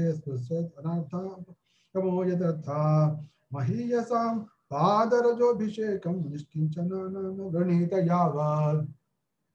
మరి భగవంతుడి పట్ల భక్తి కలగాలి అంటే ఏకైక మార్గం ఇక్కడ ప్రహ్లాదుడు మనకు చెప్తున్నాడు. అదేమిటంటే మహీయశాం పాదరసోభిషేకం.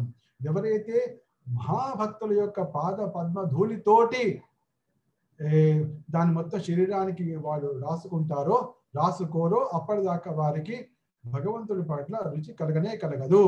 అంటే ఏంటి, ఇక్కడ ఆ ధూళి ఇట్లా తల మీద కొద్దిగా వేసుకోవడం అని అనలేదు. మహీయశాం పాదరజోభిషేకం, ఆ పాద ధూళితో స్నానం చేయాలంటున్నాడు ఆయన ప్రహ్లాదుడు. ఏదో ఒక పైన శాంపుల్ కోసం ఇట్లా వేసుకోవడం కాదు.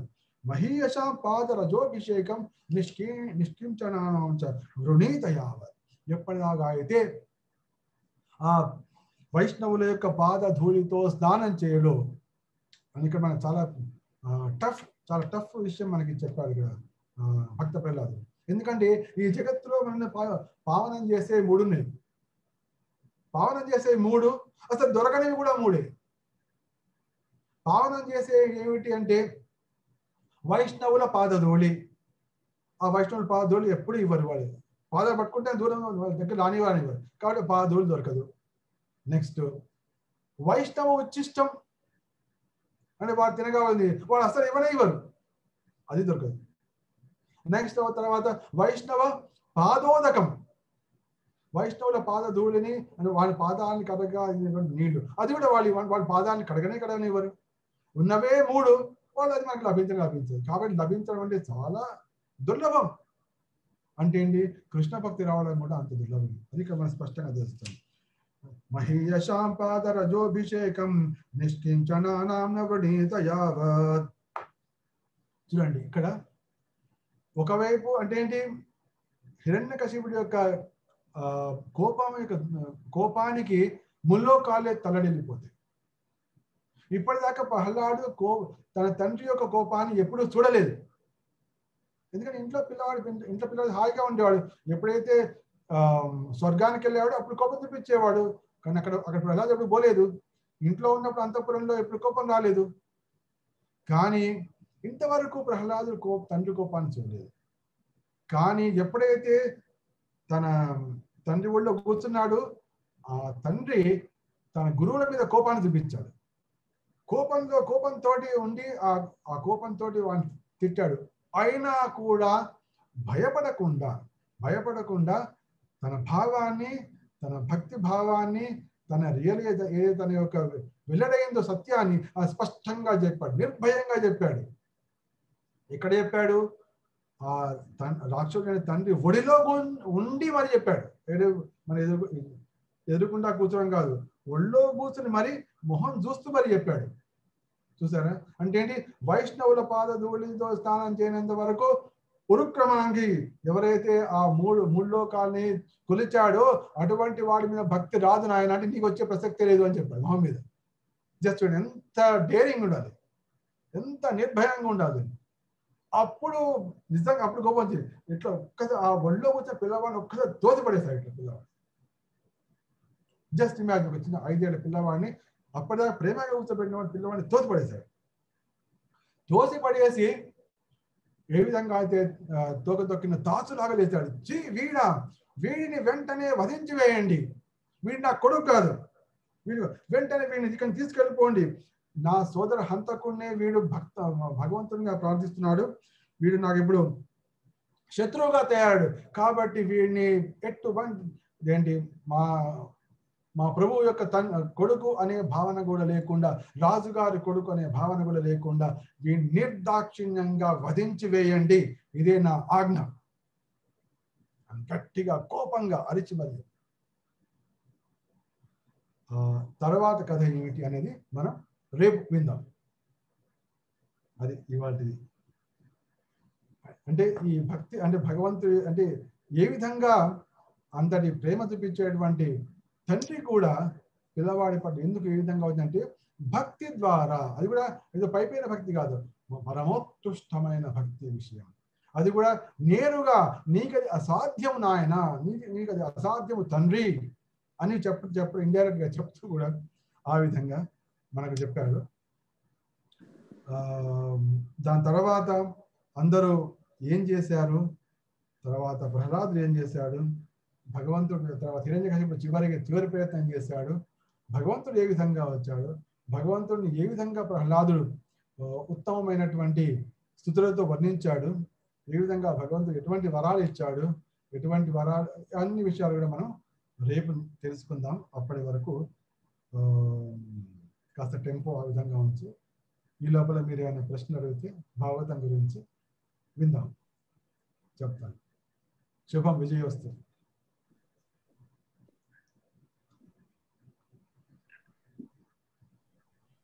హరే కృష్ణ ప్రభుజీ. Yes, madam.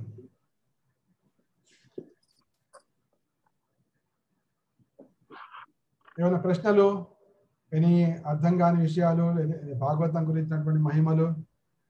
హరే కృష్ణ ప్రభు, నమస్కారం. నమస్కారం. నా పేరు వరదనారాయణ దాస్. మీరు ఇందాక భాగవత సంగ్రహంలో భాగవత మహాత్మ్యాన్ని చెప్తున్నప్పుడు ఏ స్కందంలో ఏ అధ్యాయంలో 60 శ్లోకాలు చదవాలి మనం? అది మనకు 12వ స్కందం. 12వ స్కందం ఎన్నో అధ్యాయం?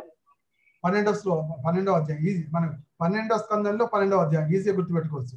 60 శ్లోకాలు, అదే పూర్తం 12వ అధ్యాయం అంతా చదవాలి. దాంట్లో 69 శ్లోకాలు వస్తాయి. 69 కానీ శ్లోకాలు. మరి నాకు ఈ చతుశ్లోకి ఉంది కదా మన రెండో స్కందంలో 9వ అధ్యాయంలో అవును, 33-36 శ్లోకాలు. కరెక్ట్. మరి అది కూడా మరి పరతత్వాన్ని భగవంతుడి యొక్క గొప్పతనాన్ని చెప్పేస్తూ అది కూడా భాగవత సారం అని చెప్తారు కదా. అయితే కరెక్ట్. నేను ప్రతిరోజు చదివేది ఈ 69 శ్లోకాలు చదువుతాను, దాంతో పాటు ఆ 4 శ్లోకాలు చదువుతాను. అయితే ఆ 4 శ్లోకాలు ఎక్కడ చెప్పబడింది? అది బ్రహ్మలోకంలో చెప్పబడింది. అది బ్రహ్మదేవుడు మాత్రమే అర్థం చేసుకోగలిగినటువంటి భాగవతం అది. ఆ 4 శ్లోకాల్లో భాగవతం ఇమిడి ఉంది. అయితే బ్రహ్మదేవుడు దాన్ని అర్థం చేసుకోగలని చెప్పి భగవంతుడు బ్రహ్మదేవుడికి ఆ 4 శ్లోకాలలో భాగవతం చెప్పాడు. అయితే తర్వాత ఈ 4 శ్లోకాలు అందరికి సరిపోవు అని చెప్పి బ్రహ్మదేవుడు తన కొడుకు అయినటువంటి నారదుల వారికి చెప్పి, నాయన ఈ 4 శ్లోకాలు తీసుకెళ్ళి దీన్ని విస్తృతం చేసి తద్వారా ఎవరైతే భాగవతాన్ని వింటారో వారికి భక్తి కలిగేటట్టుగా చెయ్యి అని చెప్పడం జరిగింది. కాబట్టి అది కిందికి వచ్చేసి ఆ 4 కిందికి వచ్చేది. కిందికి వచ్చిన తర్వాత అది 18,000గా మారింది. అయితే ఈ 18,000ని మనం మొత్తం ప్రతిరోజు చదవలేము. కాబట్టి సూత గోస్వామి మనకేం చేస్తాడంటే సంక్షిప్తంగా అన్నింటినీ ఒక్కసారి సింహావలోకనం లాగా వచ్చేటి 69 శ్లోకాలు చెప్పాడు అనమాట. కాబట్టి ఈ 69ని మనం చక్కగా ఒక 10 నిమిషాల్లో చక్కగా చదవచ్చు. నేను ప్రతిరోజు మొట్టమొదటి లేవగానే చేసే పని అది, పొద్దున్న 4ంటికి ఫస్ట్ చేసే పని అది. మీరు కూడా ఆ కార్యక్రమం చేయండి. ఎక్కడైతే ఆ భాగవతం చదువుతుండో అక్కడ సమస్తమైనటువంటి భాగవతంలో అందుకోసం జన్మకోశం భగవతో జయేత ప్రయతో నరః సాయం ప్రాతర్ గుణన్ భక్త్యా దుఃఖగ్రామాద్ విముచ్యతే. ఎవరైతే చెప్పినటువంటి ఈ అవతార లీలా ఉన్నాయి, మొత్తం లీలలు ఉన్నాయి, అవతార వర్ణన ఉంది. అంటే మనకు 22 అవతారాలు దాకా ఆ 22 అవతారాలు ఎప్పుడైతే మనం ప్రతిరోజు చదువుతుంటామో, అంటే 9 మన మొదటి స్కందంలోని 3వ అధ్యాయం వస్తుంది. 3వ అధ్యాయం నుంచి 6వ శ్లోకం నుంచి 29వ శ్లోకం దాకా. మొదటి స్కందంలోని 3వ అధ్యాయం, దాంట్లో 6వ శ్లోకం నుంచి 29వ శ్లోకం దాకా. దాంట్లో మొత్తం అవతార వర్ణన వస్తుంది. ఈ అవతార వర్ణన ఏదుందో, ఎవరైతే ఈ అవతార వర్ణనలో ప్రతిరోజు పొద్దున సాయంత్రం చదువుతున్నారో వారు సమస్త దుఃఖాల నుంచి బయటపడుతున్నారని చెప్పి మన అక్కడ సూత గోస్వామి స్పష్టంగా చెప్పారు. కాబట్టి మనకు నిత్య భాగవతంలో మనం ఆ అవతారాల వర్ణన ఈ 69 శ్లోకాలు, తర్వాత 4 చతుశ్లోక భాగవతం పెట్టినామంటే భాగవతాన్ని సంపూర్ణంగా మనం ఆశ్రయించినట్టు. తద్వారా మనం సురక్షితంగా ఉంటాం. మనం సురక్షితంగా ఉండడమే మన యొక్క లక్ష్యం కాదు. సురక్షితంతో పాటు సురక్షితంగా ఉన్నప్పుడే మనం భగవత్ ప్రేమ చేయగలం, భగవంతుడు పొందగలం. ఫస్ట్ మన అస్తిత్వమే పెద్ద టెన్షన్లో ఉంటే భగవత్ ప్రేమ గురించి ఇంకేం ఆలోచిస్తాం? అవకాశం లేదు. కాబట్టి మనం సురక్షితంగా ఉండడం, జన్లంతా కూడా సురక్షితంగా ఉండడం, తర్వాత భగవత్ ప్రేమను మనం పొందే ప్రయత్నం. కాబట్టి వీటన్నిటి ద్వారా అంటే ఈ 69 శ్లోకాల్లో మొదటి 12 స్కందాల్లో ఉన్నటువంటి మొత్తం సంక్షిప్తంగా ముఖ్యమైన అన్ని చెప్తూ రావడం జరిగింది అనమాట. That way it is always advisable. నేను అందరికీ ఇచ్చే సలహా అది. ఇంకోటి, మీ నామం నాకు చాలా ఆకర్షణ కలిగించింది. వైష్ణవాంగ్రి నాకు పండడిప్పుడే ఆళ్వారు గుర్తొచ్చారు. వైష్ణవాంగ్రి ఆయన భూతం సరస్య మహోదాయ భక్తనాథ్ శ్రీభక్తి సాధ కులశేఖర యోగి వాహన్ భక్తాంగ్రి రేణు ఆయన ఎప్పుడు అలా కోరుకునేవాట. అట్లాగా మీ పేరు వైష్ణవాంగ్రి అనగా నాకు అది గుర్తొచ్చింది. చాలా సంతోషం, మీ పేరు చాలా బాగుంది. వైష్ణవాంగ్రి సేవకదాస్. అదే చాలా సంతోషం, బాగా చెప్పారు.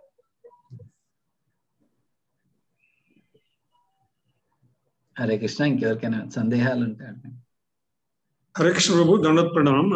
నా పేరు ధర్మరాజ్ మురారి దాస్, దామోదర్ దేశ యాత్ర నుంచి. ప్రభు, మీరు ఇందాక చెప్తున్నప్పుడు హిరణ్యకశిపుడు తపస్సు చేసి బ్రహ్మని వేడుకున్నాడు. ఏమనంటే ఎవరి చేత, ఆయన చేత సృష్టించబడిన వాళ్ళు ఎవరి చేత మరణం లేకుండా ఉండాలనేటువంటి కోరికను కోరాడు ఆయన. వాస్తవానికి హిరణ్యకశిపుడి తపస్సు యొక్క లక్ష్యమే విష్ణువుకి వ్యతిరేకంగా చేశాడు కదా. మరి ఎందుకని విష్ణువుకు వ్యతిరేకంగా ఆయన ఎటువంటి కోరిక కోరకుండా ఆయన బ్రహ్మచేత సృష్టించబడిన వాళ్ళు మాత్రమే నేను చంపబడకూడదని ఎందుకు కోరుకున్నాడు? ఏమన్నా అందులో ఏమన్నా ధర్మ రహస్యం ఏమన్నా ఉందా, ధర్మ సూక్ష్మం ఏమన్నా ఉందా? అంటే ఇప్పుడు విష్ణు ఎట్లా కనిపించట్లేదు అదొకటి. తర్వాత ఏంటి, ఇక్కడ మన ఈ భౌతిక జగత్తులో ఉన్నారు కాబట్టి ఈ జగత్తులో మరణం కలగాలి అంటే వాళ్ళ నుంచే రావాలి, చుట్టుపక్కల నుంచి రావాలి. వాళ్ళందరూ సృష్టించిన వాళ్ళందరూ కూడా భగవంతుడు సృష్టించిన వాళ్ళు. అంటే ఏంటి, ఫస్ట్ ఏమన్నాడంటే డైరెక్ట్ గా నాకు మరణం లేకుండా ఇవ్వమన్నాడు. మరణం లేకుండా సాధ్యం కాదు, నాకు ఇవ్వలేను అన్నాడు. కాబట్టి అవన్నీ కూడా ఫిక్స్ చేయడానికి ప్రయత్నించాడు అన్నమాట. నాకు మరణం లేని వరం ఇవ్వు అన్నాడు, అది ఇంపాసిబుల్ అన్నాడు. ఓకే, అది నువ్వు కనుక ఇవ్వలేకపోతే ఇది ఇది ఇది ఇది మొత్తం అన్నిటి ఫిట్ చేసే ప్రయత్నం చేశాడు.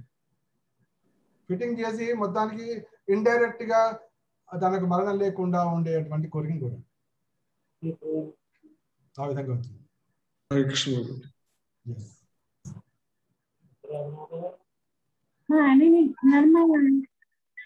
ప్రభుజీ ధన్యవాद प्रणाम। हरे कृष्णा। हनुमान कीर्तन दास प्रभु बोधन। अच्छा अच्छा, हनुमान कीर्तन दास गंगम्मा तल्ली ప్రభుజీ ప్రహ్లాదుడు చాలా బాగా చెప్తారు ప్రభు. ఓకే ఓకే, శుభం. అంటే దాంట్లో మెయిన్ విషయం ఏంటంటే చిన్న పిల్లలు కూడా భక్తి చేయొచ్చు అనే ఒక అపోహ దాంట్లో ఉన్నది. ఇప్పుడే ఎందుకు అని చాలా మంది అంటారు కదా ప్రభు. ప్రభు చెప్పాడు కదా భక్త ప్రహ్లాదుడి గురించి, వైష్ణవ కశ్యప దాస్ గారు చిన్నప్పటి నుంచే ప్రహ్లాదుడు చేశాడు, మనం కూడా చేయొచ్చు అని ఒక అపోహ అందరికీ కలిగేటట్టు బాగా చెప్పారు ప్రభు.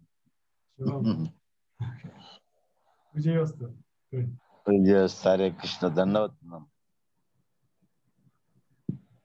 హరే కృష్ణ ప్రభుజీ. ప్రభుజీ ఒక ప్రశ్న అండి. ఇప్పుడు మనకి హిరణ్యకశిపుడు గురువు గారు శుక్రాచార్యుడు, అట్లాగే బలి మహారాజ్ గురువు గారు కూడా శుక్రాచార్యుడే. ఆయన మనవడు, ప్రహ్లాదుడికి మనవడు పెద్దగిన. సో తర్వాత షండామర్కులేమో శుక్రాచార్యుల పుత్రులు, వాళ్ళేమో ప్రహ్లాదుడికి గురువు లాగా, అంటే టీచర్స్ కింద. సో అంటే ఇక్కడ షండామర్కులు బలి మహారాజ్ దగ్గరికి వచ్చేప్పటికి మరి వాళ్ళు గురువులు కాకుండా ఇంకా శుక్రాచార్యులు, అంటే వాళ్ళకంటే ఈ ఆచార్యులకి వాళ్ళు పరంపర, వాళ్ళకి చాలా యుగాల కింద కూడా వాళ్ళు ఉంటారు. కానీ ఇది నాకు కొంచెం కన్ఫ్యూజన్ ప్లీజ్. అంటే యాక్చువల్గా ఇప్పుడు మనకు ఉన్నటువంటి అనుభవం ప్రకారం కాలగమనంలో దాన్ని మనం కంపేర్ చేయలేం. ఫస్ట్ అంటే మనం ఏ ప్రశ్నించినా కూడా మనకి ఇప్పుడున్నటువంటి రెఫరెన్స్ ప్రకారం ప్రయత్నిస్తుంటాం. అయితే అక్కడ గురువులు వేరు, టీచర్లు వేరు. ఇప్పుడు గురువు అంటే వాళ్ళకు ఆధ్యాత్మిక జ్ఞానం, ఆధ్యాత్మిక అంటే వారికి అవసరమైన ఆత్మబలాన్ని ఇచ్చేది, తర్వాత వాటిని మార్గదర్శనం చేసేది వాళ్ళు వేరే. శుక్రాచార్యుడు ఏమో ఆ విధంగా ఉన్నారు. వేరే షండామార్కులు ఏమో వాళ్ళకి కావాల్సినటువంటి ధర్మార్థ కామాలు సంబంధించినటువంటి విద్యలు దానికి సంబంధించి చెప్పేవాళ్ళు వేరే, టీచర్స్ వేరే. అదే చిన్నపిల్లవాడు కదా, పెద్దగా అయిన తర్వాత పెద్ద పెద్ద విషయాలు చెప్పచ్చు. అప్పుడు శుక్రాచార్య ఎట్లాగా ఉంటాడు. కాబట్టి లైక్ ఎలిమెంటరీ, ప్రైమరీ అవన్నీ ఎడ్యుకేషన్ ఉందో అవన్నీ కూడా తన పిల్లవాళ్ళతో చెప్పించాడు. కానీ యాక్చువల్గా కులగురువు ఈజ్ డిఫరెంట్. కులగురువు అనే ఎట్లా శుక్రాచార్యుడు. కానీ స్టార్టింగ్లో టీచింగ్ కోసము, ఎడ్యుకేషన్ కోసం మాత్రమే ఈ షండామార్కులు వాళ్ళు స్పెషల్గా ఉన్నారు. అయితే మనకు బలి మహారాజు వీళ్ళందరూ చర్చ వచ్చినప్పుడు అంటే వాళ్ళకి చిన్నప్పుడు ఏం జరిగింది, బలి మహారాజు మనకు స్టోరీ రాదు, డైరెక్ట్ పెద్దగా అయిన తర్వాత. కాబట్టి పెద్దగా అయిన తర్వాత వచ్చింది కాబట్టి డైరెక్షన్ అనేది మనకు అప్పుడు ఆయన ఎట్లా శుక్రాచార్య నుంచి తీసుకున్నాడని అంతే వస్తుంది తప్ప చిన్నప్పుడు ఎవరు చెప్పారు, హూ హెస్ స్టార్టెడ్ ఎడ్యుకేషన్ అవన్నీ మనకు రాదు. కానీ ప్రహ్లాదు చిన్నప్పుడు ఉన్నాడు కాబట్టి ఆ సమయంలో వాళ్ళేం పెట్టారని మనకు కాంటెక్స్ట్ బట్టి మనకు ఆ విధంగా వచ్చింది. కానీ అసుర కులానికి మాత్రం గురువు శుక్రాచార్యుడు. So all the time. Thank you. All the best.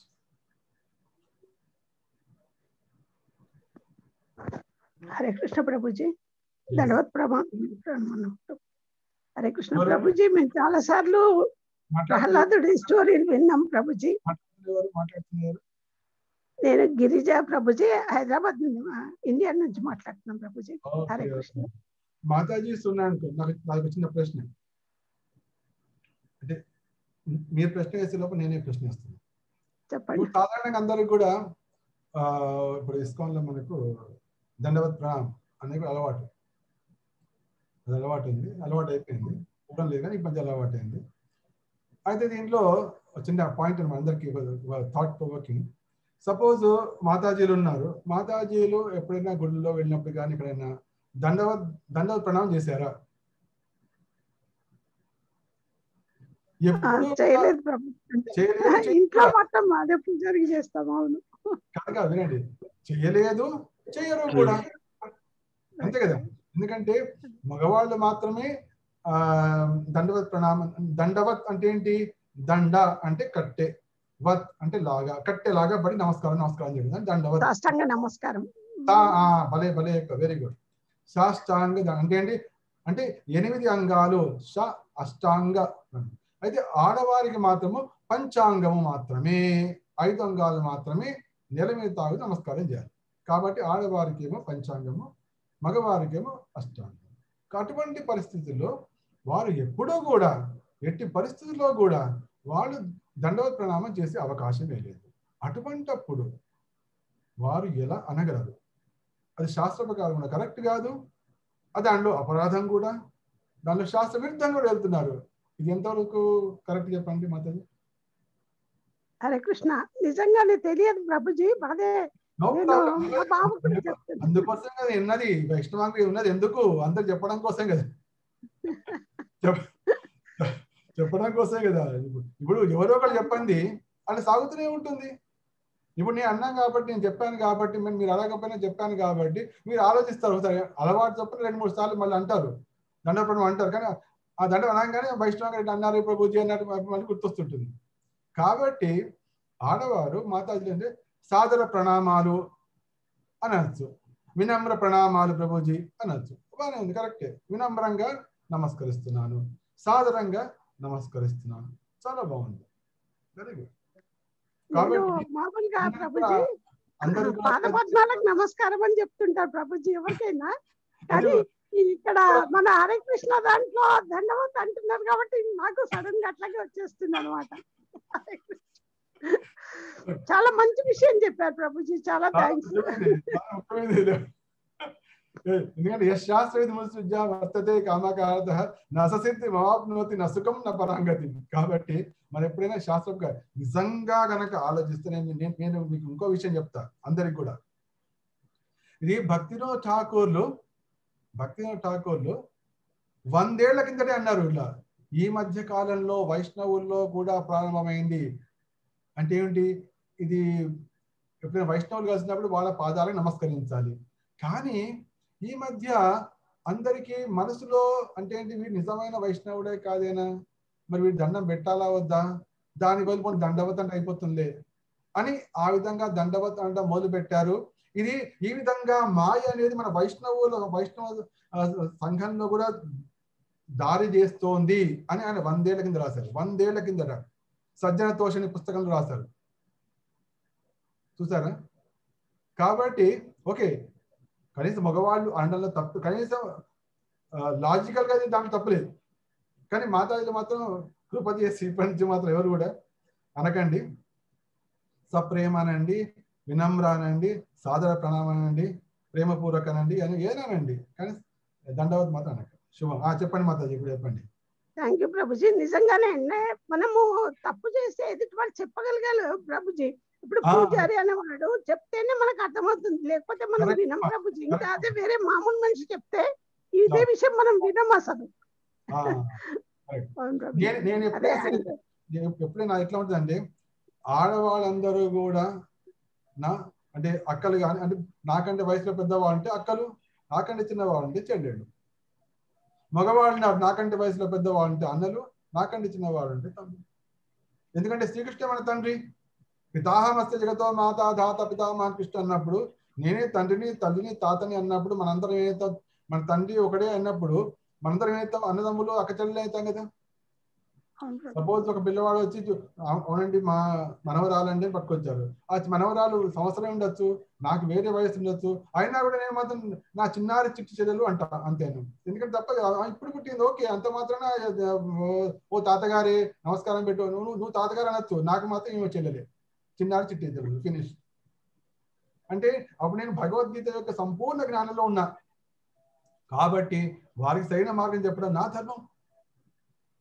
వాళ్ళకి తెలియచ్చు, తెలియకపోవచ్చు, వాళ్ళకి తెలుసుకోవాలని ఉండొచ్చు, ఉండకపోవచ్చు, కానీ వాళ్ళకి ఆ సరైన మార్గదర్శనం చేయడము పెద్దవాడిగా లేదు, అది నా ధర్మమే అన్న భావనలో నేను చెప్తున్నాను. ముఖ్యంగా గత 24 సంవత్సరాలుగా ప్రభుపాల వారి పుస్తకాలను ప్రతి క్షణం చూస్తూ ఉండగా ప్రతిరోజు కనీసం 4-5 గంటలు అవి గడపడం ద్వారా అణువులో ఏముంది, ఎక్కడుంది, ఏముంది అనే విషయాలు స్పష్టంగా ఆ భగవద్ అనుగ్రహం అన్న గురువు అనుగ్రహం తెలుస్తాయి. కాబట్టి ఎవరైతే అంటే అందరికీ ఏ విషయాలు ఎక్కడ ఉంటాయనే విషయం తెలియకపోవచ్చు, కాబట్టి నేను వెతికి మరి అందరికి చెప్తుంటాను అనమాట. కాబట్టి వాళ్ళు దాన్ని మిస్ చేయకుండా ఉండే అవకాశం ఉంది. ఎందుకంటే వాళ్ళు అన్ని వెతికి లోపల వాళ్ళ జీవితం గడిచిపోవచ్చు. అంత కాకుండా వాళ్ళకి రెడీమేడ్ ఇవ్వడం అనేది నా సంకల్పంగా నేను భావిస్తుంటాను. కాబట్టి నేను కొద్దిగా ఇనిషియేటివ్ తీసుకుని, ఒక లీడ్ తీసుకుని వాళ్ళ మాటలు కూడా ఆపి, అమ్మ వినండి ఈ మాట అని చెప్పి చెప్తుంటాను. సో మాతాజీ గారు చెప్తుంటే అందుకోసం ఆపి మరి చెప్పాను. Sorry, thank you. ధన్యవాదాలు ప్రభుజీ. అదే మీరు చెప్పిన స్టోరీ కూడా ఇంత విశదీకరంగా చక్కగా, అంటే మేము ప్రహ్లాదు నుంచి చాలా సార్లు విన్నాము, కానీ మీ నుండి వినడము ఇంకా చాలా బాగుంది అని అదే చెప్పాను. అదే మీరు మళ్ళీ విశదీకరించి చెప్పారు. చాలా చాలా ధన్యవాదాలు ప్రభుజీ. హరే కృష్ణ. హరే కృష్ణ.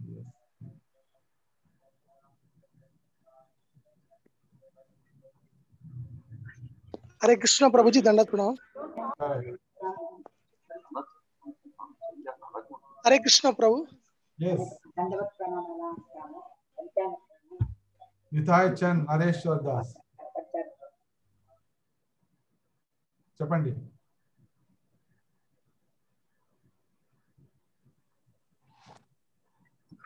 హరే కృష్ణ ప్రభు. ఫస్ట్ మేము హరే కృష్ణ ప్రభు. హరే కృష్ణ. ఇప్పుడు ఈ మంత్ దీక్ష ఇచ్చాడు ప్రభు. హరే కృష్ణ. నిజంగా ఒక 1 year 2 years కానీ అక్కడ మంచి సాంగత్యం దొరికింది బేరంలో. అక్కడనే ఒక నరసింహస్వామి అక్కడ ఒక ప్రభు చెప్పాడు, మన నరసింహస్వామికి అర్పించి వెళ్ళండి, మీకు అక్కడ మంచి జరుగుతుందని చెప్పాడు. అలా అర్పించి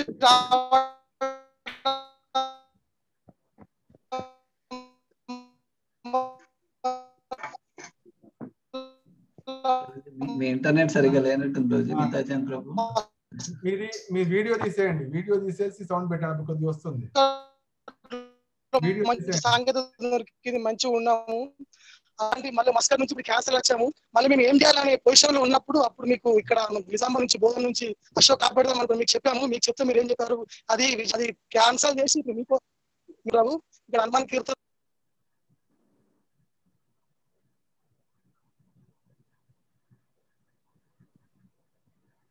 weak signal Prabhu, he has got disconnected. Weak signal. Yes. చాలా ఉత్సాహంగా ఉన్నారు పిల్లవాడు. హరే కృష్ణ ప్రభు. మీరు ఇవ్వడం వల్లనే విజయదశమి రోజు ఆర్గానిక్ షాప్ ఓపెన్ చేశాము, బుక్స్ కూడా సెల్ చేస్తున్నాము.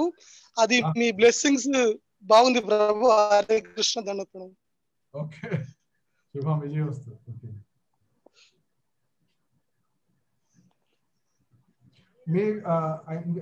మీరు మీకు వస్తుందా భగవద్ దర్శనం? వస్తుందా ఎవరికైనా భగవద్ దర్శన్ బుక్స్? ఇంత ముందు లాక్డౌన్ రాలే ప్రభు, ఇప్పుడు వస్తలే ప్రభు, లాక్డౌన్ చేసి యాక్చువల్గా మాకు ఈ మ్యాగజైన్ వస్తుంది ప్రభు. ఎస్, అది అంటే మీకు ఒక దీని గురించి చెప్దామని. భగవద్ దర్శన్ మేము చూడండి, కరెక్ట్ గా మనం ఆలోచిస్తే ప్రభుపాల వారికి తమ గురువు గారు 1936 లో రైటింగ్ లో ఇచ్చిన ఆయన, నువ్వు ఆంగ్ల భాషలో నువ్వు చక్కటి ప్రచారకుడు కాగలవనే నాకు పూర్తి విశ్వాసం ఉంది, తద్వారా నీకు తర్వాత ఉన్న వారికి కూడా సంపూర్ణ లాభం జరుగుతుందని చెప్పారు. అయితే ఆయన 1936 నుంచి ఆలోచించి మొట్టమొదటిగా ఆయన ప్రయత్నించింది ఏమిటి? Back to Godhead magazine. అంటే ఏంటి? గురువు గారు చెప్పిన మాటని ఆయన ఆయన కార్యరంగంలోకి ఆయన పెట్టింది ఏమిటి? దేని ద్వారా? Back to గాడెడ్ Maxim. అందుకని ప్రభుపాద వారు చాలాసార్లు చెప్పారు, బ్యాక్ టు గాడెడ్ అనేది ఇస్కాన్ కి వెన్నెముక లాంటిది, వెన్నెముక లాంటిది అని చెప్పారు ఆయన, చాలాసార్లు చెప్పారు. అంతేకాకుండా ఆయన ఎవరంటే ఈ ఇస్కాన్ ఈ బ్యాక్ టు గాడ్ మ్యాగజైన్ ని వందలు వేలల్లో అమ్మటం కాదు, మిలియన్స్ లో అమ్మాలి. మిలియన్స్ లో అన్నప్పుడు ఆ సమయంలో నేను పడినటువంటి కష్టాలకి కొద్దిగా ఊరట నాకు కలుగుతుంది అని స్పష్టంగా ఉండాలి. ఎంత ఆయన ఒంటరిగా రాసి పుస్తకాలు ఆ పేపర్లు ప్రింట్ చేసి టీ స్టార్లకు వెళ్ళి అమ్మి ప్రతిరోజు వాళ్ళు వాళ్ళు ఏంటి మీరు ఎప్పుడు వస్తారా పోండి అని తిట్లు తింటూ అటువంటి పరిస్థితులు రాస్తారు, అటువంటి పరిస్థితులు చేస్తారు బ్యాక్ టు గాడెడ్ మ్యాగజైన్. కాబట్టి ఈ అందుకోసం భగవద్ అనుగ్రహం వల్ల తిరుపతి ఇస్కాన్ డివోటీస్ వారు మేము ఇక్కడ నేను దాన్ని చాలా కాలం నుంచి పూర్తి రంగుల్లో పట్టుకొద్దామని సంకల్పం చేశాము. అయితే మొత్తానికి ఈ 2021లో దీనికి సంపూర్ణ ఫుల్ కలర్ మ్యాగజైన్ పట్టుకురావడం జరిగింది. తర్వాత దీన్ని పేజెస్ కూడా పెంచాం, 52 పేజెస్ చేస్తాం. చేసి దీన్ని ఏం చేసామంటే దీనికి ఒక వెబ్సైట్ తయారు చేసాం. వెబ్సైట్ చేసి అందరికీ ఆ soft copy free, online reading అనేది ఫ్రీ. సో నేను దానికి వెబ్సైట్ లింక్ మన ప్రభుజీకి పంపిస్తాను, నాతో కాంటాక్ట్ ఆయన పంపిస్తాను, ఆయన పంపించాడు అంతకుముందు. మీరు కూడా అందరూ కాబట్టి ప్రభుపాద వారి పట్ల ఉన్నట్టు అంటే ప్రభుపాద వారి పట్ల కృతజ్ఞతను ఆయన గౌరవాన్ని ప్రదర్శించడం కోసం మనం భగవద్ దర్శనాన్ని చదవాలి. That is our act of gratitude. ఎందుకంటే ఆయన దాంతోనే ప్రారంభించారు కాబట్టి దాన్ని రాయడం, దాంట్లో మీ యొక్క అనుభవాలు రాయడం అని చెప్పడం, లేకపోతే మీ తెలిసిన వాళ్ళకి చెప్పడం, వాళ్ళతో చదివించడం, మనం చదవడం, ఈ విధంగా చేయడం ద్వారా మనం ప్రభుపాద వారి మొదట్లో ఏ విధంగా ప్రారంభించారో దానికి మనం సహాయ సహకారం అందిస్తున్నట్టు మన గౌరవాన్ని చూపించినట్టు అవుతుంది. కాబట్టి భక్తులందరికీ నేను చేసే వినతి ఏంటంటే, పూర్వం అంటే హార్డ్ కాపీ మాకు అంతుంది అందదు ఇవన్నీ రకరకాలు ఉండేవి. ఇప్పుడు అటువంటి లేకుండా ఇప్పుడు ఆన్లైన్ ఫ్రీ, ఇప్పుడు ఏదైతే జియో ఇక్కడ తయారైనప్పుడు అందరికి ఫ్రీ ఇచ్చినట్టు మేము వెబ్సైట్ చేయండి అందరికి ఫ్రీ చేసాం అనమాట. ఈవెన్ ఇంకా ఇంగ్లీష్ టు హిందీ వాళ్ళు దానికి సమ్ 200 రూపీస్ అట్లా పెట్టారు. మేమైతే ఫ్రీ ఏం చేసాం, no take it free, 1 year free. First 1 year అన్నాం, తర్వాత సంగతి మళ్ళీ ఎప్పటికీ ఫ్రీ చేస్తాం అనుకోండి. సో ఇప్పుడైతే ఆన్లైన్ ఫ్రీ, దాన్ని మొత్తం ఇప్పుడు లేటెస్ట్ మ్యాగజైన్ మే నెల కనిపిస్తుంది, దాంట్లో అంత ఉంది కాబట్టి జనవరి, ఫిబ్రవరి, మార్చ్, ఏప్రిల్ కూడా దాంట్లో ఎవ్రీథింగ్ ఇస్ అవైలబుల్. దాన్ని డౌన్లోడ్ చేసుకోవచ్చు, ఆన్లైన్ చదవచ్చు లేదా డౌన్లోడ్ చేసుకోవచ్చు PDF ఫామ్లో. సో ఈ విధంగా మీ అందరికీ నా వినతి అంటే అంటే ఉన్నటువంటి 52 పేజ్ ఒకే గంటలో చదవాల్సిన అవసరం లేదు కదా, నెల మొత్తం కొద్దిగా చదవచ్చు, నచ్చిన విషయాలు చదవచ్చు, ఎన్నో రకరకాలు ఉన్నాయి. కాబట్టి ఇది కూడా మీ అందరికీ ఇంట్రడ్యూస్ చేద్దామని నా సంకల్పం. అంటే ప్రభుపాద ఎవరు ఉన్నారు, నాకు వందలు వేల్లో కాదు, నాకు మిలియన్స్ లో కావాలి దీని మ్యాగజైన్ డిస్ట్రిబ్యూట్ కావాలి. అయితే కనీసం మన తెలుగు వారి తరఫున ఒక 1 million డిస్ట్రిబ్యూట్ చేయాలని, అంటే కనీసం ఈ సాఫ్ట్ కాపీ ద్వారా let people download free of cost అనేది సంకల్పం. అంటే ఇప్పుడు అది ఇప్పుడు 75 years అయింది బ్యాక్ టు గాడెడ్ మ్యాగజైన్ స్టార్ట్ చేసి 1944 అంటే. సో మీ అందరూ కూడా మీ అందరికీ విన్నపం, భగవద్ దర్శనం మీద కూడా రుచిని కాస్త టేస్ట్ చూపించండి. Now it is available any part of the world. Hare Krishna. It is already 10 o'clock అవుతుంది అనుకుంటా ప్రభుజీకి. ప్రభుజీ ఇంకొక క్వశ్చన్ తీసుకోగలుగుతారా, ఆర్ కన్క్లూడ్ చేద్దామంటారా? I can continue whole night. Hare Krishna. So merciful Prabhuji. Okay. ఇంకేమైనా క్వశ్చన్స్ ఉంటే చేతులు రైజ్ చేస్తే మీరు డైరెక్ట్ గా అడగవచ్చు. హరే కృష్ణ.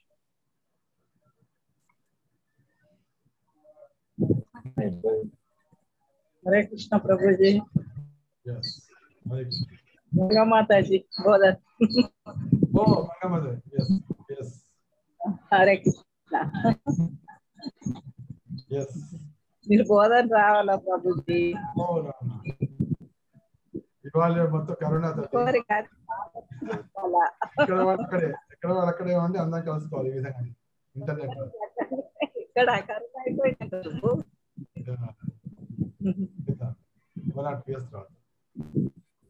హరే కృష్ణ.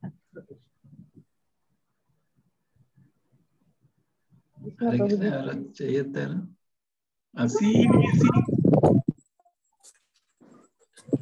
హరే కృష్ణ ప్రభుజీ, దండాత్మ.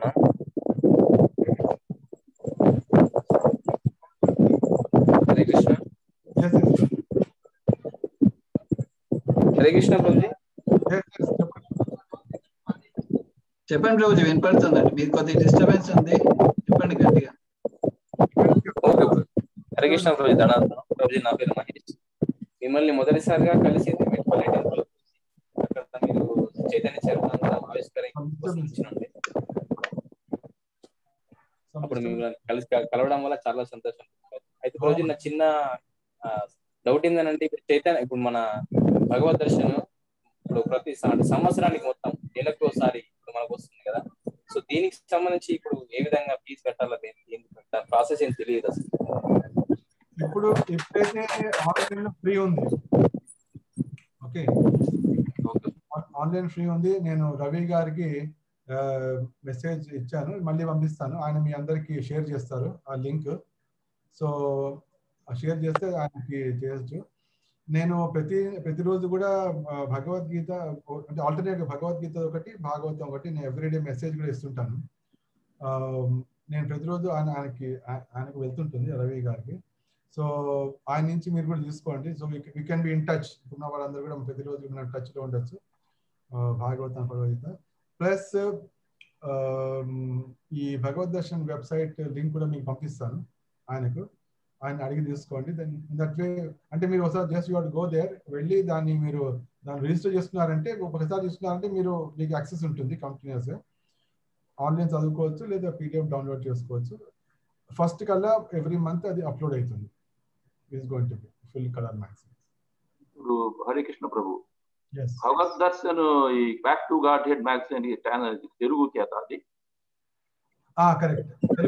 తెలుగు చేత అంటే యాక్చువల్గా తెలుగు వారి టేస్ట్కు తగ్గట్టుగా మేము దాన్ని అంటే ప్రభుపాద వారి డైరెక్షన్ ప్లస్ తెలుగు వారి యొక్క టేస్ట్ ప్రకారం చేస్తాం అనమాట. చేసి దీంట్లో తెలుగు వారి యొక్క మూడ్ ఎట్లా ఉంటుంది, వాళ్ళ నచ్చే అటువంటి దాంట్లో పెట్టాం అనమాట. మేము అంటే బేసిక్గా ఆయన చెప్పింది ఏంటంటే, భాగవతం లెక్చర్ ఉండాలి, ప్రభుపాద చెప్పిన లెక్చర్ ఒకటి ఉండాలి, లేదా భాగవతంలో టాపిక్స్ ఉండాలి, ఆయన ప్రశ్నోత్తరాలు ఉండాలి, మిగతా అవన్నీ సంబంధాలు. కాబట్టి మీ దాంట్లో రామాయణం ఒకటి ఉంటుంది, భారతం ఒకటి ఉంటుంది, తర్వాత భాగవతం ఒకటి ఉంటుంది. ఈ విధంగా మేము అన్ని పిల్లలకి పెద్దలకి అందరికీ వచ్చేటట్టుగా వాళ్ళ టేస్ట్ సంబంధించి రాస్తున్నాం. Very special. హరిభక్తి విలాసంలో కూడా కవర్ చేస్తుంటాం. So it's a combination of both things. Almost 26 topics ఉంటాయి అన్నమాట మన దాంట్లో. there are 26 topics. జనరల్గా బ్యాక్ టు గాడ్ మ్యాగజైన్లో you will find 4 or 5 Hindi కానీ, దాని 4-5 టాపిక్స్ కంటే ఎక్కువ ఉండవు. కానీ మన తెలుగు దాంట్లో మాత్రం దాదాపు 25 టాపిక్స్, 25 డిఫరెంట్ టాపిక్స్. కృష్ణ ప్రభు, తెలుగు పద్యాన్ని ఒక సెక్షన్ కూడా మీరు చేస్తడం చాలా చక్కగా ఆనందంగా ఉంది ప్రభు. అది మాత్రం ఊహించలేదు నేను. చాలా బాగుంది ఆ టాపిక్. తెలుగు వారికి కాదే అంటే మన భాగవతం ఆ విషయాలు కూడా మంచి చక్కటి పద్య రూపంలో ఉండాలి అనే సంకల్పంతో అది చేస్తాం. ఎందుకంటే తెలుగులో కూడా చాలా మంది వైష్ణవులు విశేష కృషి చేశారు సాహిత్యం ద్వారా. వైష్ణవ సాహిత్యం చాలా ఉంది తెలుగులో కూడా, విశేషమైన సాహిత్యం ఉంది. అదందరూ కూడా అందుబాటు తీసుకొస్తే చాలా బాగుంది ఒక్కొక్కటిగా. మనకు చాలా సమయం కూడా ఉంది, చాలా అనుగ్రహం కూడా ఉంది, చక్కగా చేయొచ్చు.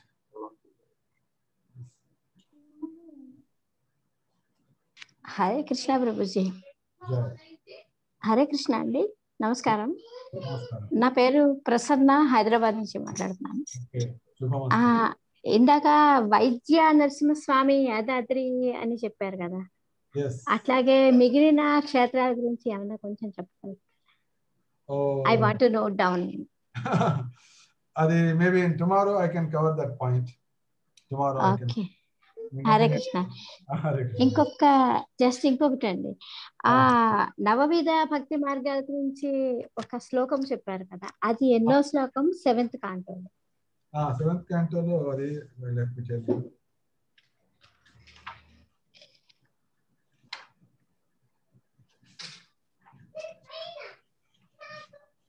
అది మనకు 7th కాంటోలో 7వ స్కందంలోని 5వ అధ్యాయం.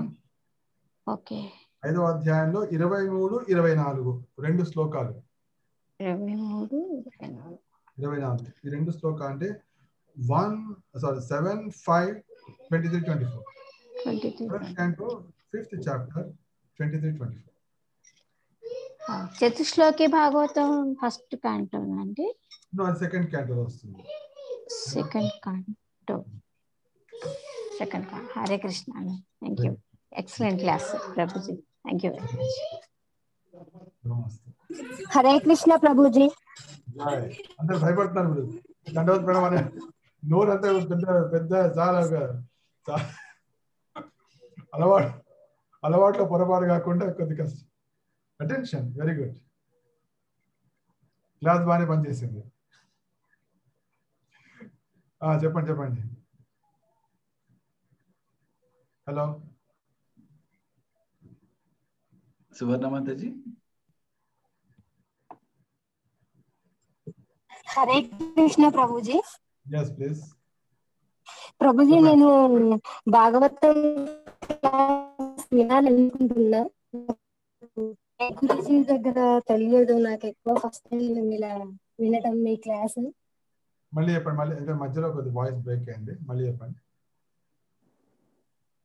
వాయిస్ బ్రేక్ అయింది. I could not hear. నేను భాగవతం క్లాస్ వినాలనుకుంటున్నా. Very good. శుభమస్తు. నేను భాగవతం క్లాస్ వినాలనుకుంటున్నా ప్రభుజీ. చాలా బాగుంది. మంచి కోరిక. కానీ నాకు ఏ గురుజీ తెలియదు.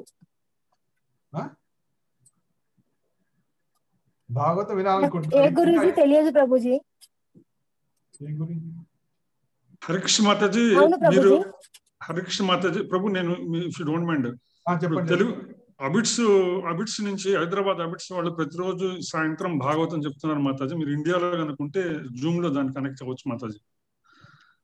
ప్రేమనర్తన్ ప్రభు చెప్తున్నారు ప్రతిరోజు తెలుగులో భాగవతం. ఓకే, దిస్ ఎనీవే నేను కొంచెం లింక్ పంపిస్తారా ప్రభుజీ? తప్పకుండా మాతాజీ, నేను లింక్ పెడతాను. అదే అంతేకాకుండా నేను మేబీ వచ్చే వారం నుంచి ఈ భాగవతంలో ఉన్నటువంటి అన్నింటినీ ఒక 100 కథల రూపంలో ప్రతి సండే 1 hour చెప్పబోతున్నాను. భాగవతామృతం అని చెప్పి నేను అఫ్కోర్స్ దట్ ఈస్ నాట్, అది జూమ్ లో ఉండదు. That will be on YouTube లో వస్తుంది. యూట్యూబ్ లో కానీ ఫేస్బుక్ లో వస్తుంది. ఎంటైర్ భాగవతాన్ని ఒక 100 వారాల్లో ప్రతి సండే 1 గంట సేపు వినే ఏర్పాటు. అది నేను ఆ లింక్ మన రాధాపతి శ్యామ్ దాస్ గారికి పంపిస్తాను. సో ఆయన మీకు అందరికి షేర్ చేస్తాను. ఓకే, ఆల్మోస్ట్ వచ్చే వారిని స్టార్ట్ చేసే అవకాశం ఉంది. అందుకోసం యాక్చువల్గా దాన్ని ఈ వారం స్టార్ట్ చేయాలి అనుకున్నాను నేను, ఎందుకంటే ఇక్కడ లాక్డౌన్ వచ్చింది మధ్యలో ఆపేసాం. ఈ వారం స్టార్ట్ చేద్దాం అనుకున్నాను, కానీ నరసింహస్వామి కథ వచ్చింది కాబట్టి ఈ 2 రోజులు చక్కగా కథ చెప్పిన తర్వాత వచ్చే వారం నుంచి ప్రారంభిద్దామనే సంకల్పంతో దాన్ని 1 week పోస్ట్పోన్ చేశాను. కాబట్టి వచ్చే ఆదివారం నుంచి మొదలు భాగవతామృతం అని స్టార్ట్ చేయబోతుంది. హరే కృష్ణ. ధన్యవాదాలు ప్రభుజీ. యా, శుభమస్తు. టైమింగ్స్ అడుగుతున్నారు రోజు, అవి next week online. It will be 7 to 8 evening, Sunday every day 7 to 8. Hare Krishna. Thank you ప్రభుజీ. ఓకే.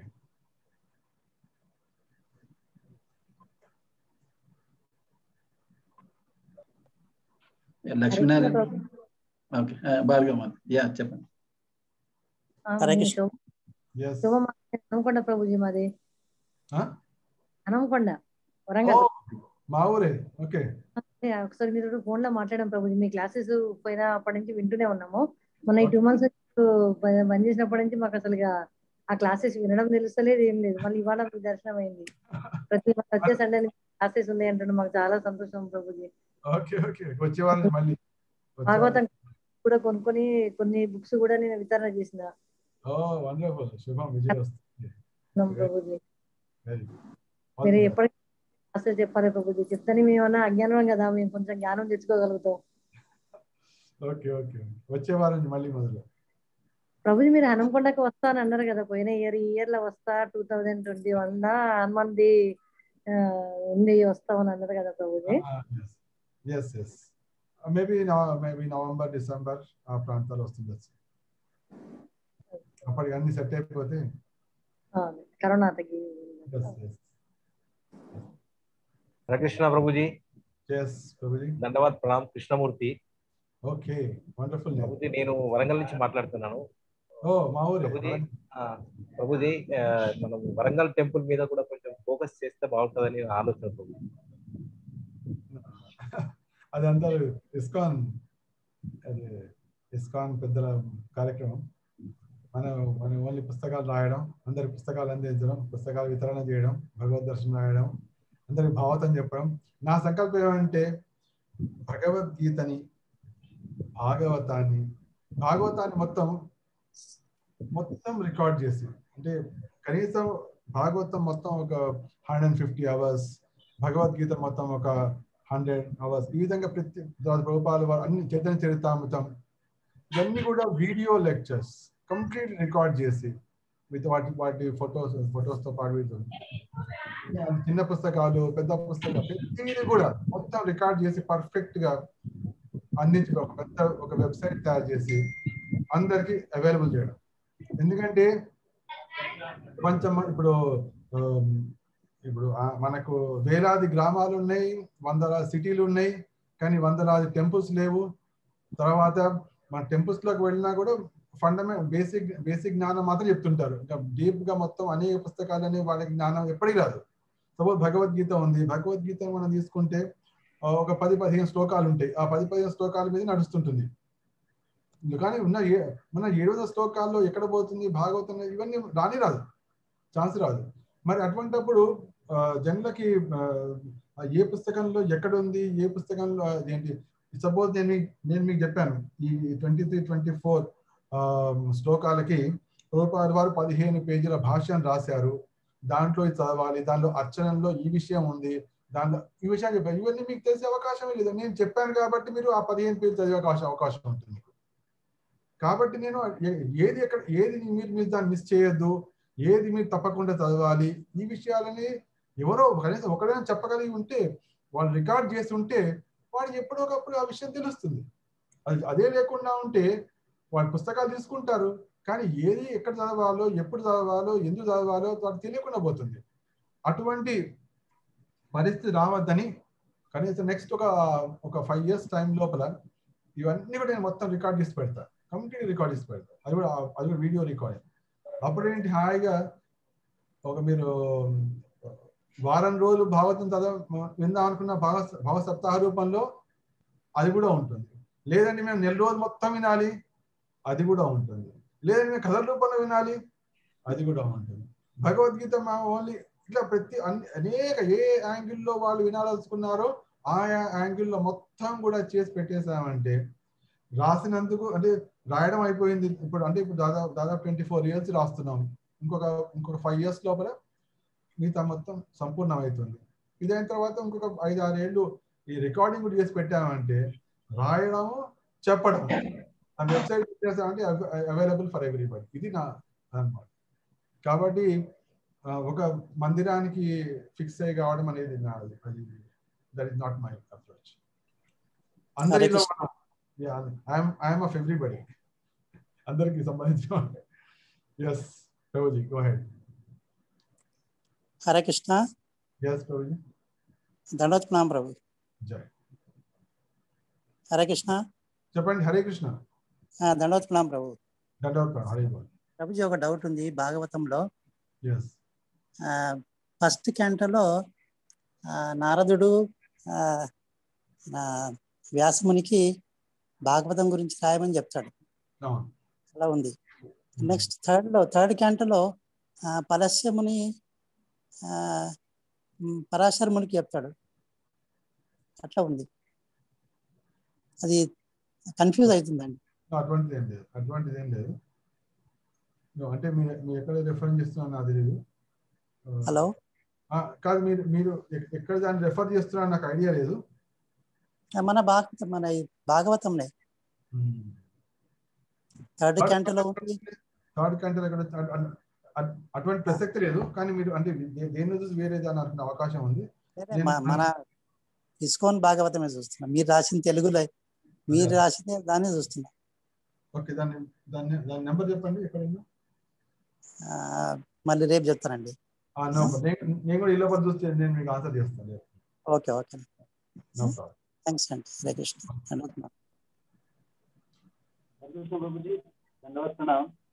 సంజయ్ గౌరదాస్ ప్రభుజీ, తెలుగు ఇప్పుడు వచ్చేసి శ్రీమద్ భాగవతం అండ్ చైతన్య చరితామృత తెలుగులో సాఫ్ట్ కాపీస్ ఉన్నాయా ప్రభు? బికాస్ ఇంగ్లీష్ లో అయితే ఇమెన్స్ వాల్యూమ్, ఈవెన్ ఆడియో కూడా వచ్చింది భాగవత్ మహావిద్యాలయం.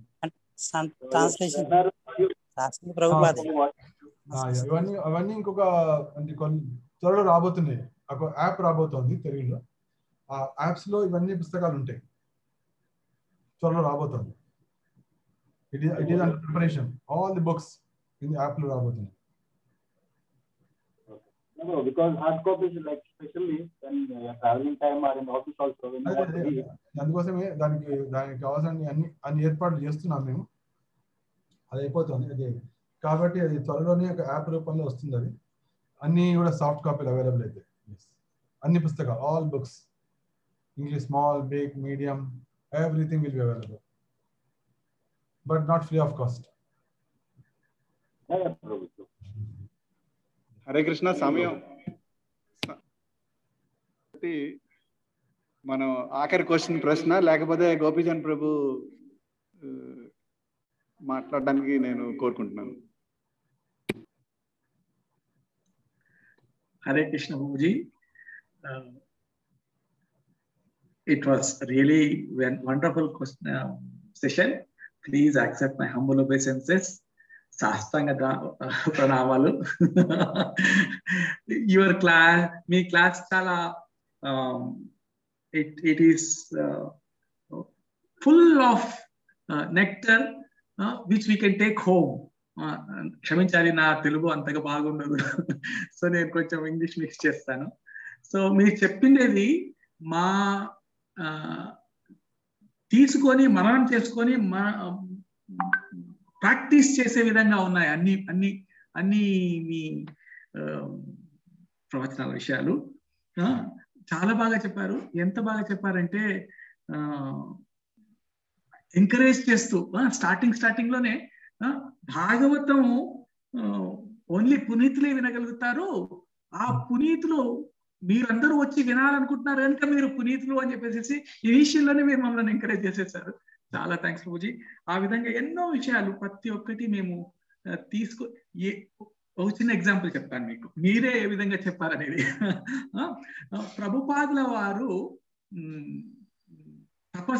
తపస్య చేసి 30 years తపస్య, 36 నుంచి 66 వరకు చేసి ఆ తపస్య ఫలాన్ని మనకు 66 నుంచి 77 వరకు 10 years లో ఇచ్చేశారు అని చెప్పేసి మీరు హిరణ్యకశిపుడు చేస్తున్న తపస్య గురించి చెప్తూ ప్రభుపాదుల వారి గురించి కూడా చెప్పారు. ఆ తర్వాత మధ్యలో వచ్చేసి మనం ఏది చేసినా కూడా ప్రభుపాదుల గురు అనుగ్రహం ఏ విధంగా ఉండాలని మీరు అట్లా కోరిలేట్ చేస్తూ కంప్లీట్ గా ప్రభుపాద ఓరియంటెడ్ గా క్లాస్ చెప్పారు. చాలా చాలా వండర్ఫుల్ ప్రభుజీ. ఆ తర్వాత మీరు ఒక చిన్న విషయం చెప్పారు, శుక్రగ్రహము కృష్ణ గ్రహము. అది చెప్తూ కృష్ణ గ్రహం అయితే ఎవరికైతే తగులుతుందో వాళ్ళు కృష్ణ కాన్షియస్ లోకి వచ్చేసేస్తారు అని చెప్పేసి. అండ్ దెన్ ఏ విధంగా కృష్ణ కాన్షియస్ లోకి రావడం అంటే ఏ విధంగా పరదుఃఖ దుఃఖి, ఏ విధంగా వాట్ యు కాల్ అన్నిటినీ కృష్ణపరంగా చూసేసి అందరినీ కృష్ణపరంగా చూసి. సో మీరు చెప్పేటప్పుడు కూడా ఒక చిన్న అడ్వైస్ ఇస్తూ మాతాజీకి ఇమ్మీడియట్ గా మీరు అందరూ నాకు అక్కలు చెల్లెలు లాంటి వాళ్ళే, బికాస్ అందరూ కృష్ణునికే. సో మీ దృక్పథము కూడా కృష్ణపరంగానే ఉంది, అంటే క్లియర్ ఇండికేషన్ మాకు దట్ మీకు కృష్ణ గ్రహం ఉంది అని చెప్పేసి. వండర్ఫుల్ ప్రభుజీ. అండ్ ఆల్సో నిర్భయం గురించి చెప్తూ ఏ విధంగా ప్రహ్లాదుడు ఎంత నిర్భయుడు అని చెప్పేసి చాలా చెప్పిండేది ప్రతి ఒక్కటి ఏ విధంగా చెప్పారంటే మేమేదో కథ వింటున్నట్లు కాకుండా పిక్చరైజేషన్, సినిమా చూసుకున్నట్లు ప్రతి ఒక్క రోల్ ఏ విధంగా చెప్పారని చెప్పేసి it was really wonderful Prabhuji. And ultimately తపస్య మన మనస్సును పావనాన్ని చేసుకోవడానికి అని చెప్తూ లాస్ట్ మధ్యలో పావనం ఏ విధంగా చేసుకుంటామని చెప్పేసి 3 పద్ధతులు చెప్పారు మీరు.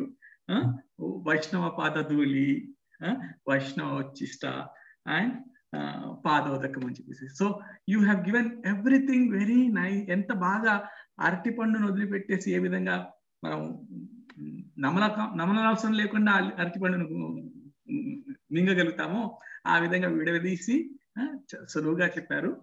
అండ్ దెన్ అల్టిమేట్లీ లాస్ట్ లో కూడా రేపటి కథ గురించి ఆ ఉత్సాహాన్ని ఇంకా బర్కరార్ చేసిన కోసము యు సెడ్ ఏ విధంగా హిరణ్యకశిపుడు రియాక్ట్ అవుతాడో అది రేపు చూద్దాము అని చెప్పేసి.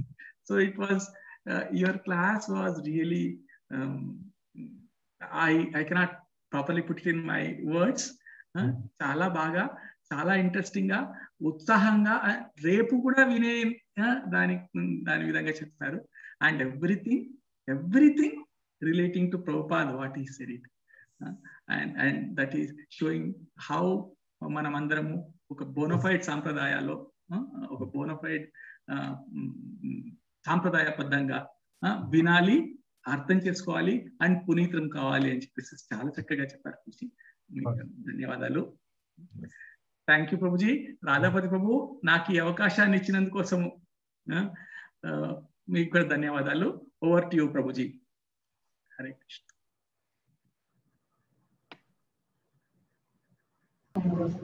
హరే కృష్ణ. యాక్చువల్గా దండవత్ ప్రణామాలు వైష్ణవాంగి ప్రభు, మీరు చాలా చక్కగా చెప్పారు. మళ్ళీ రేపటి క్లాస్ గురించి మీకు చాలా సమయాతీతం అయిపోయి ఉంటుంది, ఎందుకంటే భారత కాలమానం ప్రకారం ఇప్పుడు కొద్దిగా లేట్గా అయింది. మమ్మల్ని క్షమించండి, ఎందుకంటే ఎంతూజియాజంగా అందరూ అడుగుతున్న ప్రశ్నల్ని ఆపలేకపోయాము. మళ్ళీ రేపటి క్లాస్ గురించి మేమందరం వెయిట్ చేస్తూ ఉంటాము. మీకు ఈ భాగవత కథని, మీ అమృతాన్ని, కృష్ణామృతాన్ని మాకు ఇచ్చినందుకు మా అందరి తరపున మీకు మా నమస్కారాలు తెలియజేస్తున్నాను. మళ్ళీ రేపటి క్లాస్ గురించి మేమందరం మా చెవులు ఓపెన్ చేసుకుని రెడీగా మేము వెయిట్ చేస్తూ ఉంటాం. ధన్యవాదాలు ప్రభు. దండవత్ ప్రణామం. ఎక్కడి నుంచి భాగవతం రాయబడిందో అదే రూమ్ నుంచి మీ అందరూ చెప్తున్నాం. భాగవతం ఎక్కడి నుంచి తయారైందో అదే రూమ్ నుంచి మీ అందరికి భాగవతం చెప్తున్నాను. సో అది ఇదందరి మన అదృష్టం. అదే ప్లేస్ నుంచి మీరు ఒక్క మాట చెప్పారు ప్రభు, చాలా నచ్చింది మాకు. హరే కృష్ణ ప్రభు. హరే కృష్ణ. ప్రతినాయన దాస్ ఇందాక ఒక మాట చెప్పారు, అందరి మనిషిని నేను ఈ భాగవతం, భగవద్గీత ఇవన్నీ చిన్న చిన్న పుస్తకాలు అన్ని కూడా క్రోడీకరించి ఒక దీనిలాగా తీసుకొచ్చి అందరికి అందించాలనేటువంటిది ఒక టెంపుల్ దాకానే ఆగకుండా ఇది అందరి మధ్యలోకి వెళ్ళాలి అంటే ప్రభుపాద యొక్క ఉద్యమం అందరి మధ్యలోకి వెళ్లే విధంగా మీరు చేస్తాననేటువంటిది అది అభినందనీయం. అది తప్పకుండా భగవంతుడికి ఆశిస్తుంది, మీకు లభిస్తే మీరు తప్పకుండా చేయగలుగుతారు. ఇది చాలా సంతోషకరమైన విషయం మీరు చెప్పింది. మీకు భగవంతుడికి ఆశిస్తూ కావాలని కోరుకుంటారు. హరే హరే. చాలా బాగా చెప్పారు. ఓకేనండి. హరే కృష్ణ. చాలా సంతోషం మిమ్మల్ని కలిసినందుకు. వైష్ణవాంగి ప్రభు చాలా మంచి పేరు. శ్రీమద్ భాగవతం గ్రంథరాజ్ కి